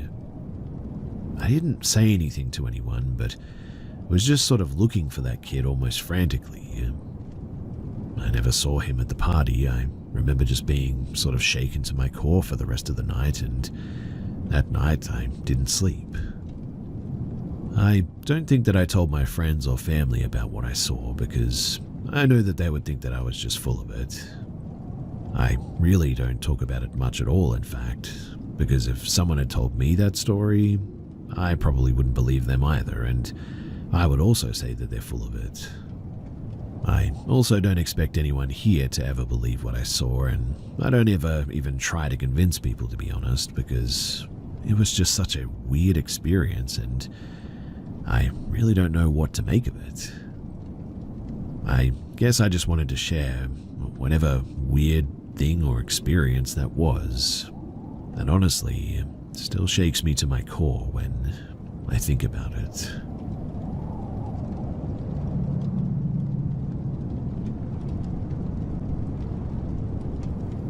This is a completely true story, and just happened an hour ago. I wanted to talk about it somewhere, and really the only place that I could think of was, well, here. So, for context, my wife and I are on vacation in Mexico.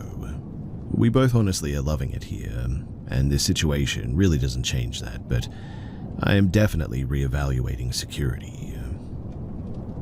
Now, my wife and I went out for dinner and walked back to our hotel. We get inside of our room, are settling things down, etc., and a few minutes go by, and there's a knock at the door. A man quietly says something in Spanish in an inflection that's trying to get our attention. Think room service or something like that. My wife looks at me like wondering who would be at the door at this time. At this point too, I should clarify that we did have the Do Not Disturb tag on the door. Anyway, a few seconds go by, and there's another knock at the door. My wife signals for me to go to the door, and so I go over. At this point, we've made no sounds for probably a minute before and during the knocks. Just as I reached the door, the keycard unlocked the door and it opened. A dirty-looking man had just opened the door and is now about 2 feet from my face. I put my hand on the door to prevent it opening any further. I think he was as surprised as I was, to be honest. He starts speaking Spanish, and I hear the word Wi-Fi somewhere in all of that. I say, "No hablo español." In broken English, he tries to ask if the Wi-Fi is down. My wife says that it's not. I'm just kind of shell-shocked, though, by what had just happened, and keep my hand on the door as he talks and eventually leaves. I shut the door and engage the physical lock this time. I usually do this, but we had just walked in and wanted to get the stuff set down. I talk with my wife as we try to gather our thoughts about what the heck just happened. Essentially, a man knocked, got no reply, then let himself in and asks about Wi-Fi? No, this was clearly a burglary attempt, and he has a master keycard and thought that we weren't home. A minute or two later after this went down and we've collected ourselves and understood what had just occurred, I pass this information to the front desk in case this guy attempts other doors too. They seem to take it seriously, but no updates beyond that. The fact that this just happened has kind of blown my mind a bit, and I don't know if I've fully processed it just yet. Like, what if we were back 30 minutes later? We probably would have lost some stuff, right? 5 minutes later, we would walk into a guy in our hotel room. What if we went to bed earlier tonight? Could have been asleep and the AC is loud, and I don't know if I would have heard the door knocking through my sleep. If it was going to go down, then surely the way that it did was optimal. But those ifs are just crazy to think about. I'll definitely be storing our valuables in a safe now. I should have done this too, I know, but we just recently got here. But lesson learned. In the future, stuff is going immediately into the safe, and lock is getting immediately engaged from now on.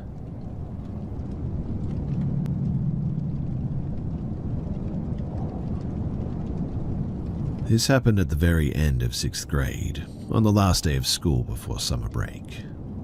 I only lived 5 minutes from the school, and since I knew the neighborhood really well, I decided to take a shortcut home this day. Something that I had done before, but this time I chose a different route through a part of the neighborhood that I'd never actually walked through before. So, it was a quiet street, kind of off to the side, I guess, and it had this weird abandoned sort of feel to it.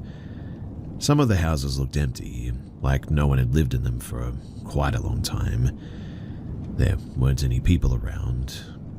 The whole street just gave me weird vibes from the beginning, but I figured that I'd be fine. I mean, again, I was close to home.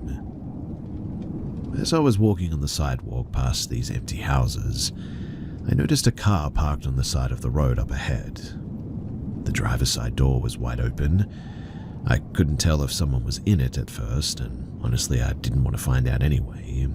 I don't like being approached by strangers, especially adults when I'm alone. So I did what most people probably would do. I pulled out my phone and I pretended to be on it so that I wouldn't have to engage with anyone. But as I got closer to the car, I heard a man's voice. Excuse me. I glanced over, and that was when my heart dropped. There was a man sitting in the driver's seat, and he looked just like my substitute teacher that I'd had that year. Same build, same face, even the same missing tooth. But his eyes were pitch black. I'm not exaggerating one bit too. There was no white, no visible iris at all.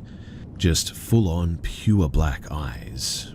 And somehow, they looked natural. Like that's how his eyes were supposed to be. It didn't look like contacts or anything fake. It was just wrong, though. The moment that our eyes met, I froze. I didn't say a single word. I just turned and I sprinted home as fast as I could. I didn't even look back. I still remember the way my body felt too. My stomach dropped and my chest got tight, like something was seriously wrong. The weirdest part, though, is that I had just learned about the black-eyed children and black-eyed people not long before this happened. I didn't even fully believe in them yet or anything, so to have something like this happen right after I learned about them, it really messed with me for quite some time. I'm 19 now, and I still think about this quite often. People say that black-eyed people come back to visit you, and to be honest, I've been scared of that for, well, years now. I don't know if what I saw was really one of them or something else, but I know that whatever happened that day, it wasn't normal. And I know that it wasn't my teacher too. It just, well, it looked exactly like him. I've never told many people about this because I know that it sounds so unbelievable and unreal, but to the day that I die, I will swear on everything that it happened.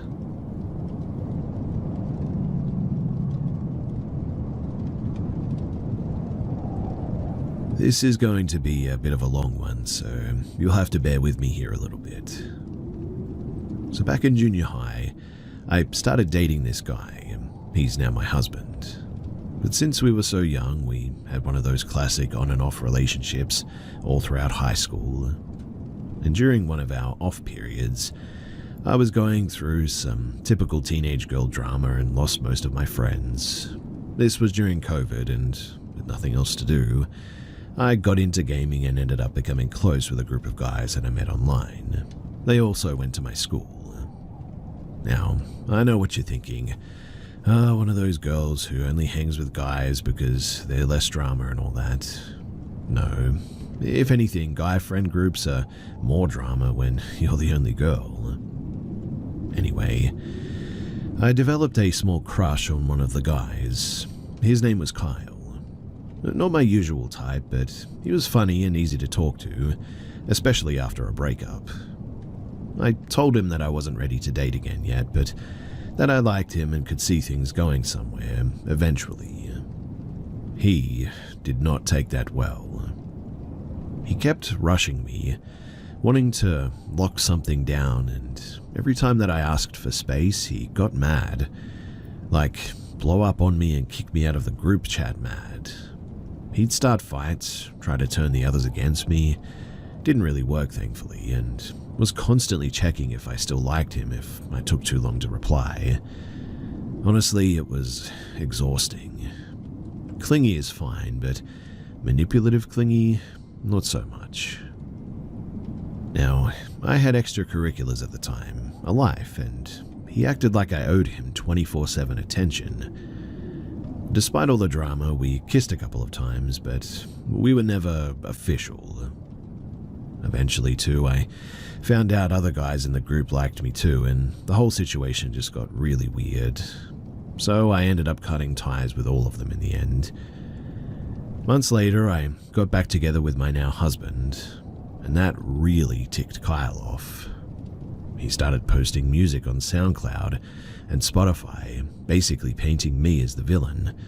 Songs about how I led him on and how awful I was, etc. But I was happy, and so, in the end, I just ignored it. Now fast forward to about a year after graduation. My now husband had just proposed, we were thrilled, posted the engagement photos, the whole thing. We got nearly 700 likes on Instagram as our whole high school anticipated this happening at some point.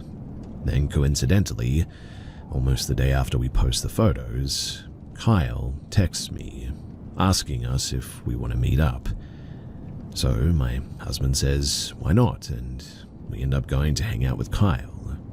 I know, it was a really dumb idea, but since my husband was about to leave for the military, we figured that it couldn't hurt to reconnect with some people before everything changed, and try to mend some old bonds, I guess. Anyway, Kyle picks us up. He seems insanely excited to see us, which is really weird since we don't really talk and we didn't leave on a good note either. We drive to the mall, walk around, grab some food, pretty normal stuff.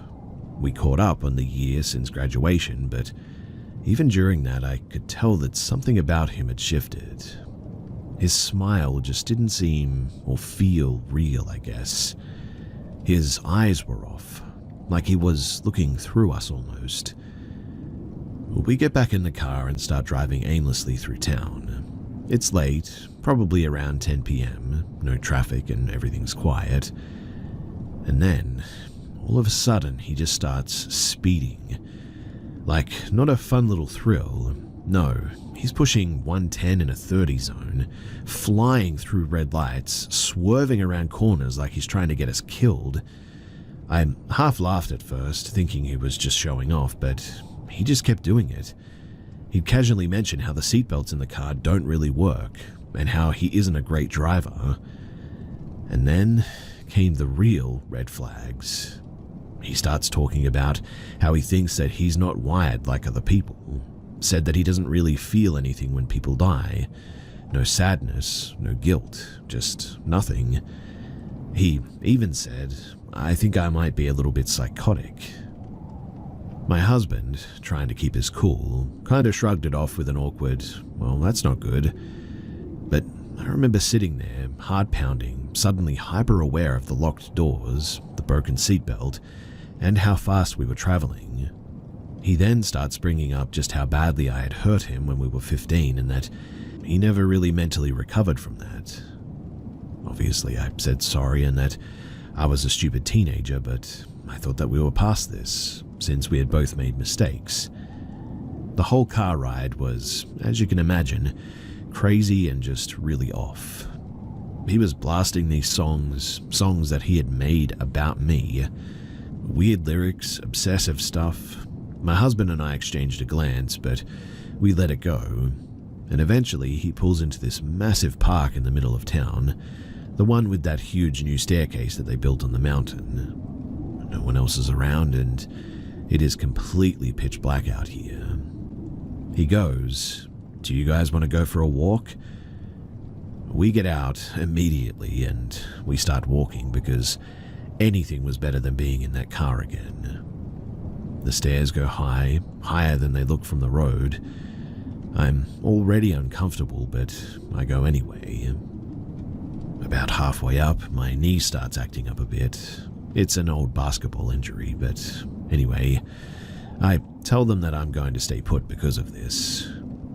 Kyle stops too and starts talking again, this time about how he feels like he never really got closure, how he still dreams about me, how he's never been able to connect with anyone else the same way. He says this, mind you, while my fiancée is standing right there, and the tension is unbearable. My husband tries to keep things chill, even jokes slightly, but you can tell that he's ready to leave and is getting a little bit worked up now. Eventually, Kyle keeps going. He walks way ahead of us and then yells back, "You guys should come up here. It's crazy. Just look at this drop." We glance up, and he's standing at this unfinished part of the staircase, near a ledge with nothing but raw cement below. One wrong step and, well, that's it for you up there. My husband looks at me and then calls back, "Nah, we're good. We're gonna head back, okay?" Back in the car, it is tense.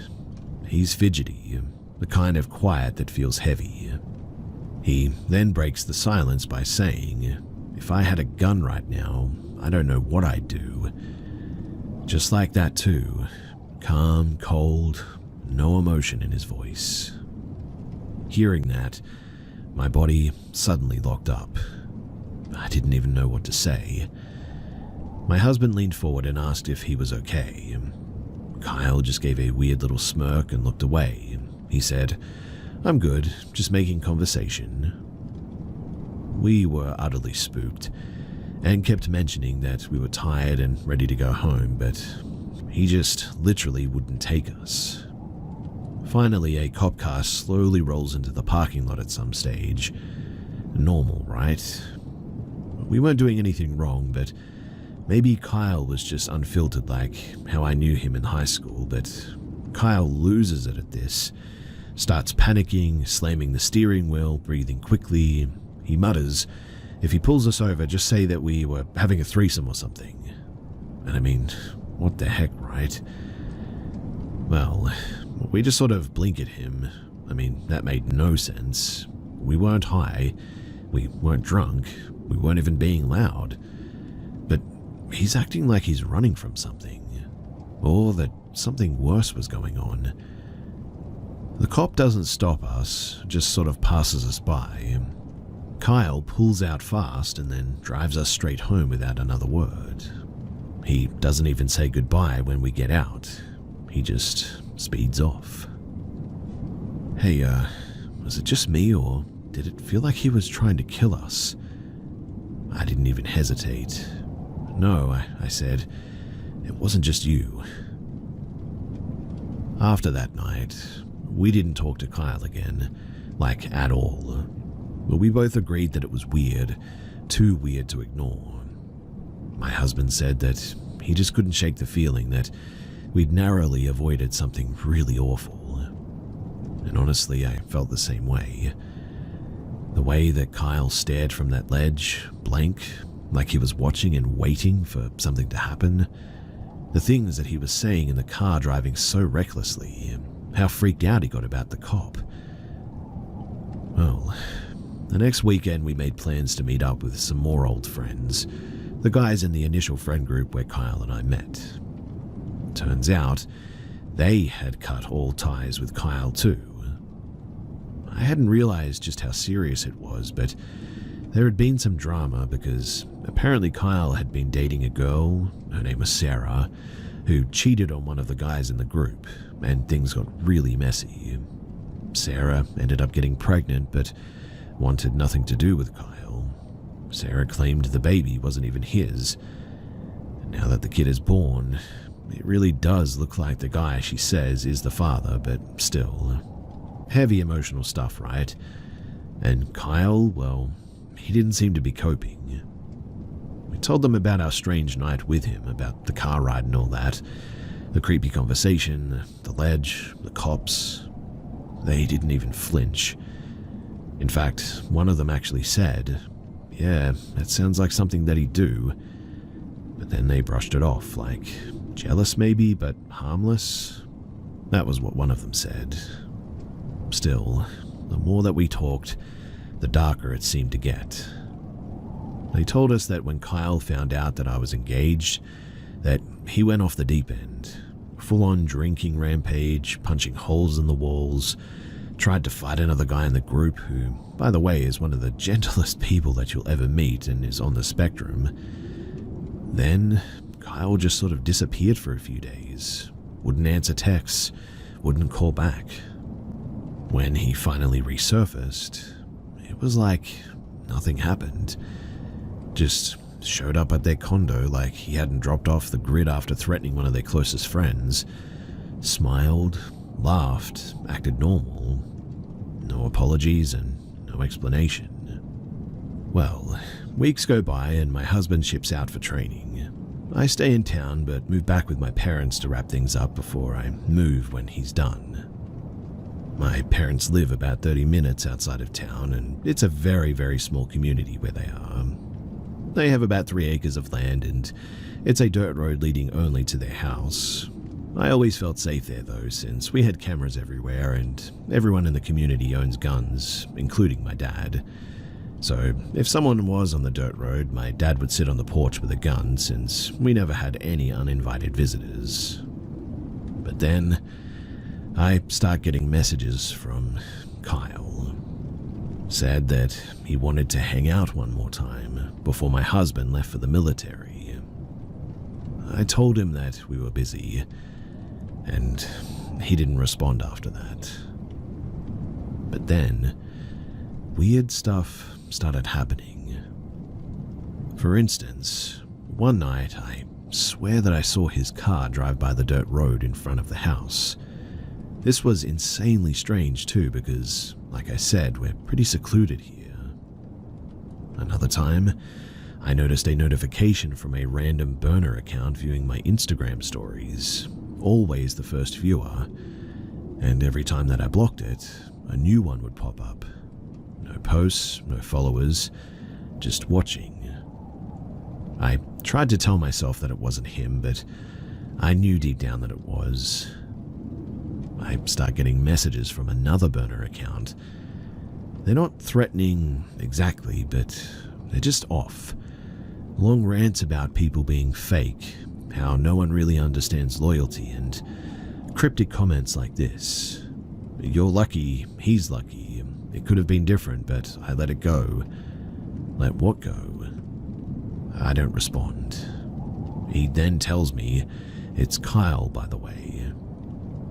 I figure that he's just spiraling, maybe going through something, so I block the account and set mine to private. After that, I never did see him again in person. He just kind of disappeared after that. No mutual friends mentioned him, no posts, nothing. Honestly, it was almost like he just dropped off the earth. Well, 6 months later, I reunited with my husband and we moved several states away to a military base, and life finally felt calm again. But then, out of nowhere, we get a call from one of the guys from the old friend group. A bunch of them were still roommates, so they're all together when the call came in, and it started like this. Did you hear what happened? What, is everything okay? Kyle tried to break into Sarah's house. I just froze. Why? Why would he do that? Well, he claimed the baby is his, said that she'd been lying to him the whole time. According to them, Sarah said that he had showed up out of nowhere, managed to get inside, and at some point, while holding the baby, had tried to take her. In the chaos, she said that he had somehow stabbed her, and he was arrested not long after that. That's probably why no one heard from him, and why he vanished. But then, it gets worse. The guys told me that when he was arrested, they found a notebook, and that it had our names on every page, Sarah's and mine. Obsessive stuff, pages and pages of graphic, violent fantasies about killing our significant others, about having his way with us in front of our husbands, and if he couldn't have us like that, he wrote that he'd end all of us together. It's been 3 years since then, and I still have nightmares about it all. I sometimes too dread that one day I'll have to explain the whole thing to my kids and tell them to be careful with their new high school flings, as it can either end like my husband and I, married together for 10 years, or like Kyle, still seeking revenge for a petty kiss and a crush 5 years later. I often think about that night on the staircase, about how he kept calling us to come up there, kept saying how crazy the drop was. What if we had gone? What if we hadn't have stopped halfway? What if I had never had that basketball injury, or my husband put his foot down? And what if that cop hadn't have shown up and spooked him just enough to, well, stop whatever he was trying to do that night? Maybe things would have ended up very differently. But they didn't. And honestly, I think that that's the only reason why I'm still here to even tell this story. The scariest part, for me at least, isn't what he did, but it's just how close we were to being the headline instead.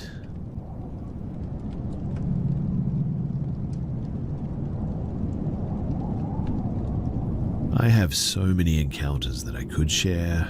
I mean, I just seem to be a magnet for weird or creepy happenings, but this occurred when I was around 19 to 20 years old. Now, at this time, my life was a complete mess, to say the least, and I was under a lot of pressure. One of my favorite things to do was to go to a used bookstore that I've gone to since I was little, and you can exchange books there for some store credit, so I hadn't had to really pay for a book in years. This bookstore was in a strip mall, and there was a 7-Eleven where I would often get myself a soda and sometimes some cigarettes. The people at the bookstore didn't care if I had a drink in there or whatever, so I would often do that and just sort of browse around. Now, the men in there were probably in their 40s, and they were checking me out and making some comments. When I bought my cigarettes and the cashier saw that I was over 18, he said to me, "Wow, you're 20? I thought that you were so much younger. Doesn't she look younger?" And the other man working there agreed. It seemed like a bit of an odd thing to say, I guess, but anyway, I wanted to sit at the Starbucks across the street, but there was no seating. So I lit my cigarette at the 7-Eleven, and it turned out that the cashier decided to take his break and smoke at the time. I tried to be casual and not seem creeped out, but my guard was up, so I wandered over to the store to stay away from whatever that they were doing. I was in the bookstore for a while. Then somehow I lost track of where I parked. I swear that I could lose my car anywhere, but I was wandering around the parking lot and stepped between two trucks at one point. Randomly, the 7-Eleven worker stepped in front of me, saying that I had to come back in. I told him that I had to work in a pretty dismissive way and stepped forward. He repositioned himself so that I couldn't pass him without spilling my drink and walking under his arm. He claimed that the cashier really needed my number. He claimed that at 5 p.m. they were going to a party and I could come to the back of the store and drink until they left. It was around 4:30 at the time, I think. I told him that I needed to do work and again tried to move around him. He had taken a few steps forward, so I had less room, but I'm small and I tried backing up to go in between the other cars. After a couple of minutes of this, I decided to go inside the store because, at least it had cameras. I saw 2 cops walking out as the employee led me in. I wanted to stop them, but they were moving too fast for me to try and grab onto one of them or something. In hindsight, I know that I could have just yelled something, but I didn't think of it at the time. I also have notoriously bad luck with cops, so that just didn't feel like the safest option either. Anyway, when I came back in, they had already selected mini bottles of liquor for me. The cashier was explaining how this party on a Wednesday at 5 p.m. was going to be awesome and there would be substances and alcohol and I was going to have so much fun. I kind of aha'd and yeahed through that because I knew that there was no party.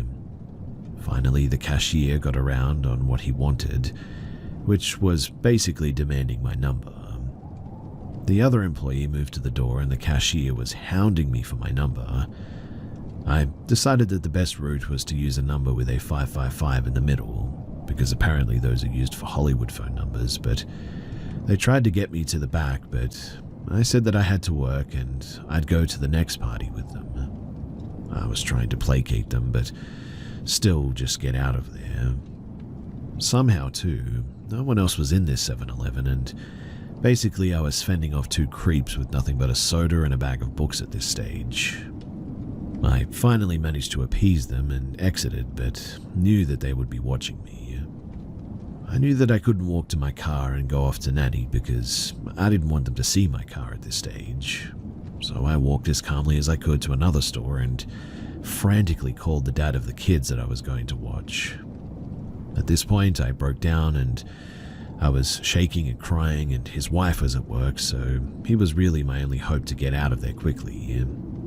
He pulled up in front of the store and I jumped inside. I caught a glimpse of them looking out of the window, but I don't think that they saw me, to be honest. It wasn't until late that night that we went and we picked up my car. Friends who I have spoken to about this have different ideas of what they wanted. Whether it was trafficking, kidnapping, or just holding me in that gas station, I still don't completely know what it was, but those are for sure some of the options, and they definitely did not have good intentions. That much is clear. Looking back, I can laugh a little bit because as soon as the dad came, I noticed a hammer in his car and asked if he planned on attacking them for him to say, "You just never know when you might need a hammer."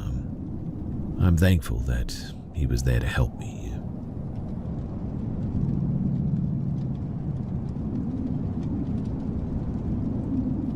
One day, some time ago, I went over to my aunt's house to sleep because, well, I had been out drinking all night and the night before as well. It was about 10 a.m. when I got there, and she had given me the okay to sleep in the basement.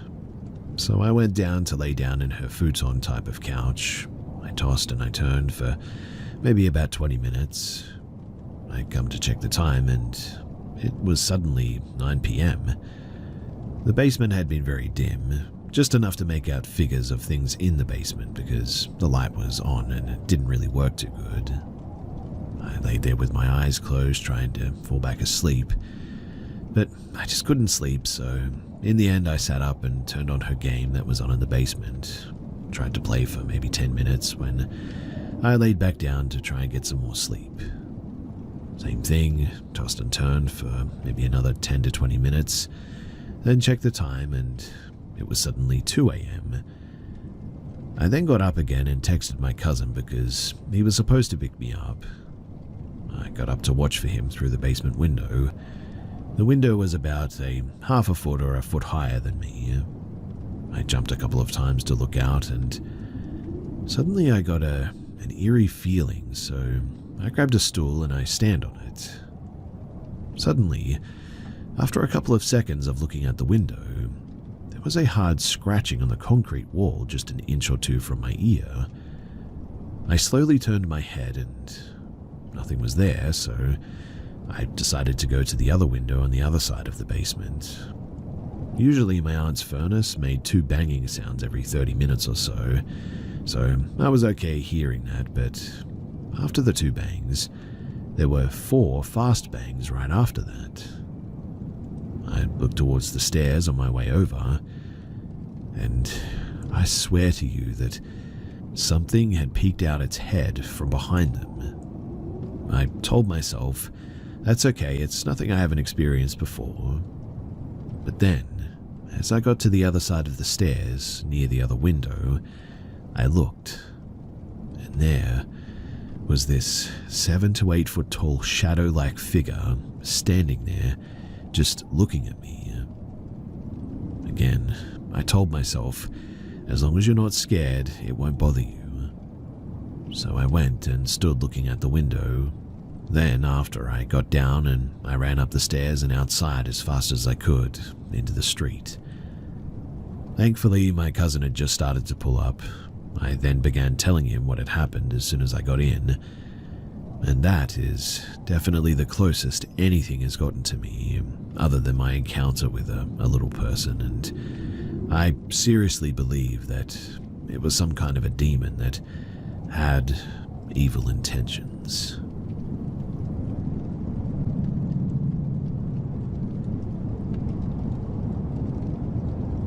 I'm 22 now, but this happened when I was around 13 to 14 years old. So me and my mother were on a hike through Panther Creek Trail in northern Georgia.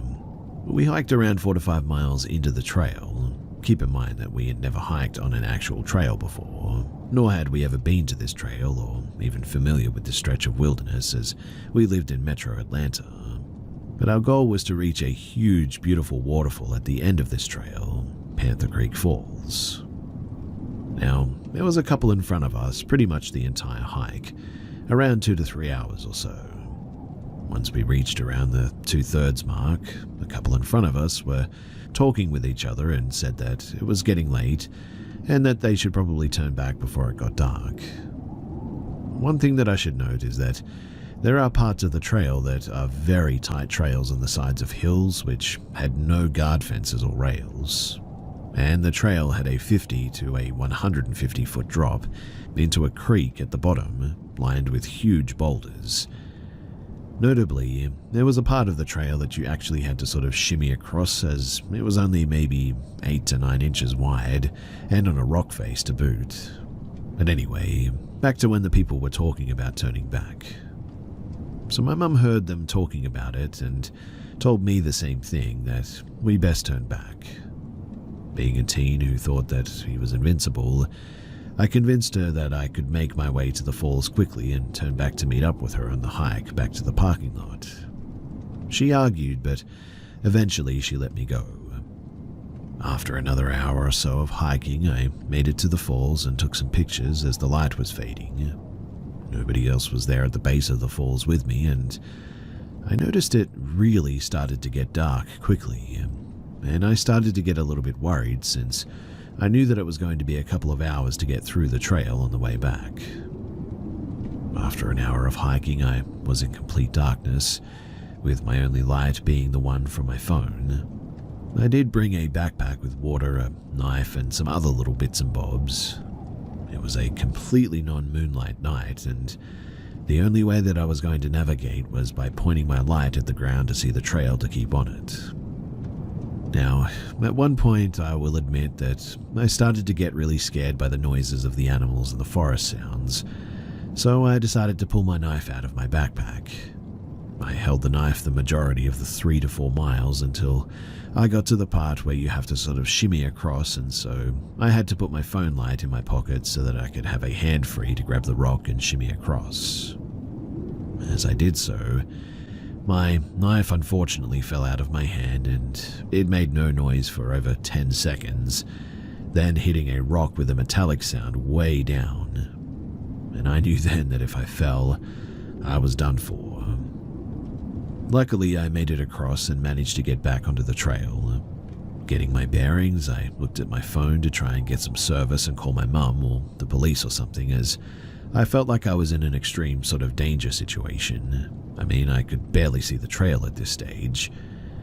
I looked though, and I saw my phone battery was on 3%. This being the only light source made me start to panic to the point of tearing up a bit. I continued on the trail with my battery slowly fading as I used the flashlight. As I was walking, the phone flashlight only lit up about 2 to 3 feet in front of me. I mean, it was pretty much pitch black at this stage, a darkness that I have never before or since experienced. Then, just as I was walking, out of the darkness in front of me, there was a man. He was walking toward me from the opposite side of the trail, from the direction that I was heading in. I literally jumped at the sight of him as it was so instant. And that's when I noticed. He had no flashlight, a small sport backpack, and an absolutely emotionless face, and dead eyes staring completely past me. When I saw him and he scared me, I immediately said, "Oh, hey, what's up, man? I'm trying to get out of here." He never said anything as he passed me. I looked back, expecting him to turn back and sort of talk to me, but he never did. In the moment, I thought that it was so strange, and then I thought about it and realized, how the heck is anyone supposed to navigate this trail and its many challenges at night in pitch black darkness with no flashlight? To this day, I still think that there was no way that anyone could navigate that trail at night with no light source, familiar or not. It was then, too, that I got a terrible gut feeling about him, and I started running off at the trail through the trees towards lights and the sounds of cars in the distance. After a couple of minutes, I finally found myself on the side of the highway, where I then used a little bit of my battery to call my mum, and she was crying and asking me where I was, and she ended up picking me up at a gas station 2 miles away from the trail entrance, running over my foot to boot as an accident in a moment of panic to get me in the car. I later told her the whole story, and since then we haven't hiked since. We're not good at it, have no experience, and quite honestly, this whole thing just scared both of us. I still don't know if the guy was a ghost, a person just trying to catch people on the trail and do things to them or something, or maybe just a figment of my imagination. But quite frankly, I didn't care to stick around long enough to find out.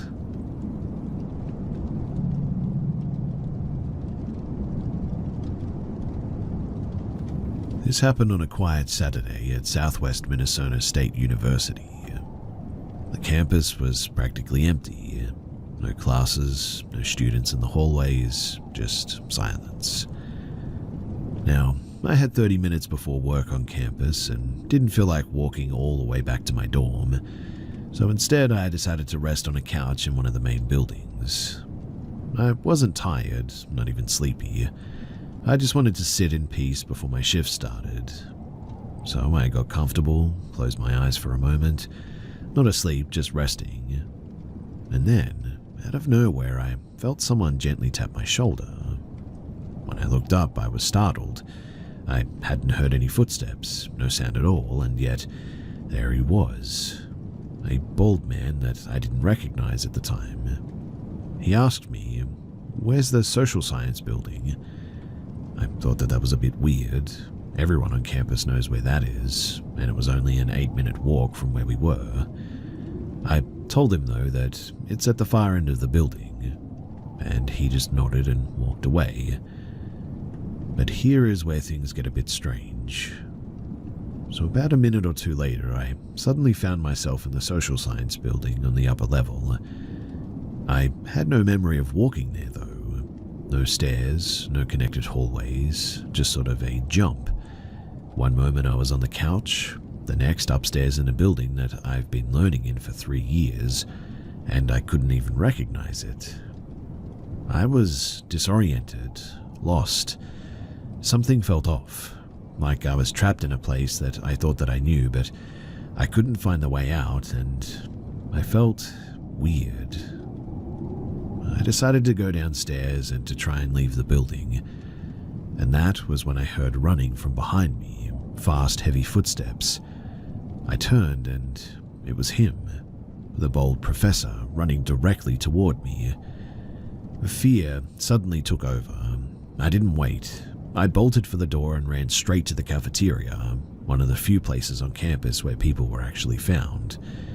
But when I looked at the time, only 12 minutes had passed, but what I experienced felt so much longer, like I had been gone or disconnected from time. Later, too, I found out something that made my skin crawl. That professor had been teaching in the social science building for 9 years. So, why did he ask me where it was? And that wasn't the only strange part. You see, in the week before this happened, that same professor had been coming to the campus where I worked. Not once or twice, but multiple times during every shift, buying things worth $1 or less. Just cheap little items, always while I was working, always watching and always present. At the time, I didn't think too much of it, but after the incident, it hit me. He had been watching me. After the day that he chased me in the building, though, I never did see him again. Not at the store, not at the campus, nothing. To this day, too, I still don't know what really happened. Maybe it was psychological, maybe spiritual, maybe something else entirely, but I do know this. That day I was pulled into something, like a trance-like state, a test, a glitch in reality if you want to call it, and I thankfully made it out. Whatever was waiting at the end of that empty building, I don't think that I was supposed to reach it, and thankfully I never will.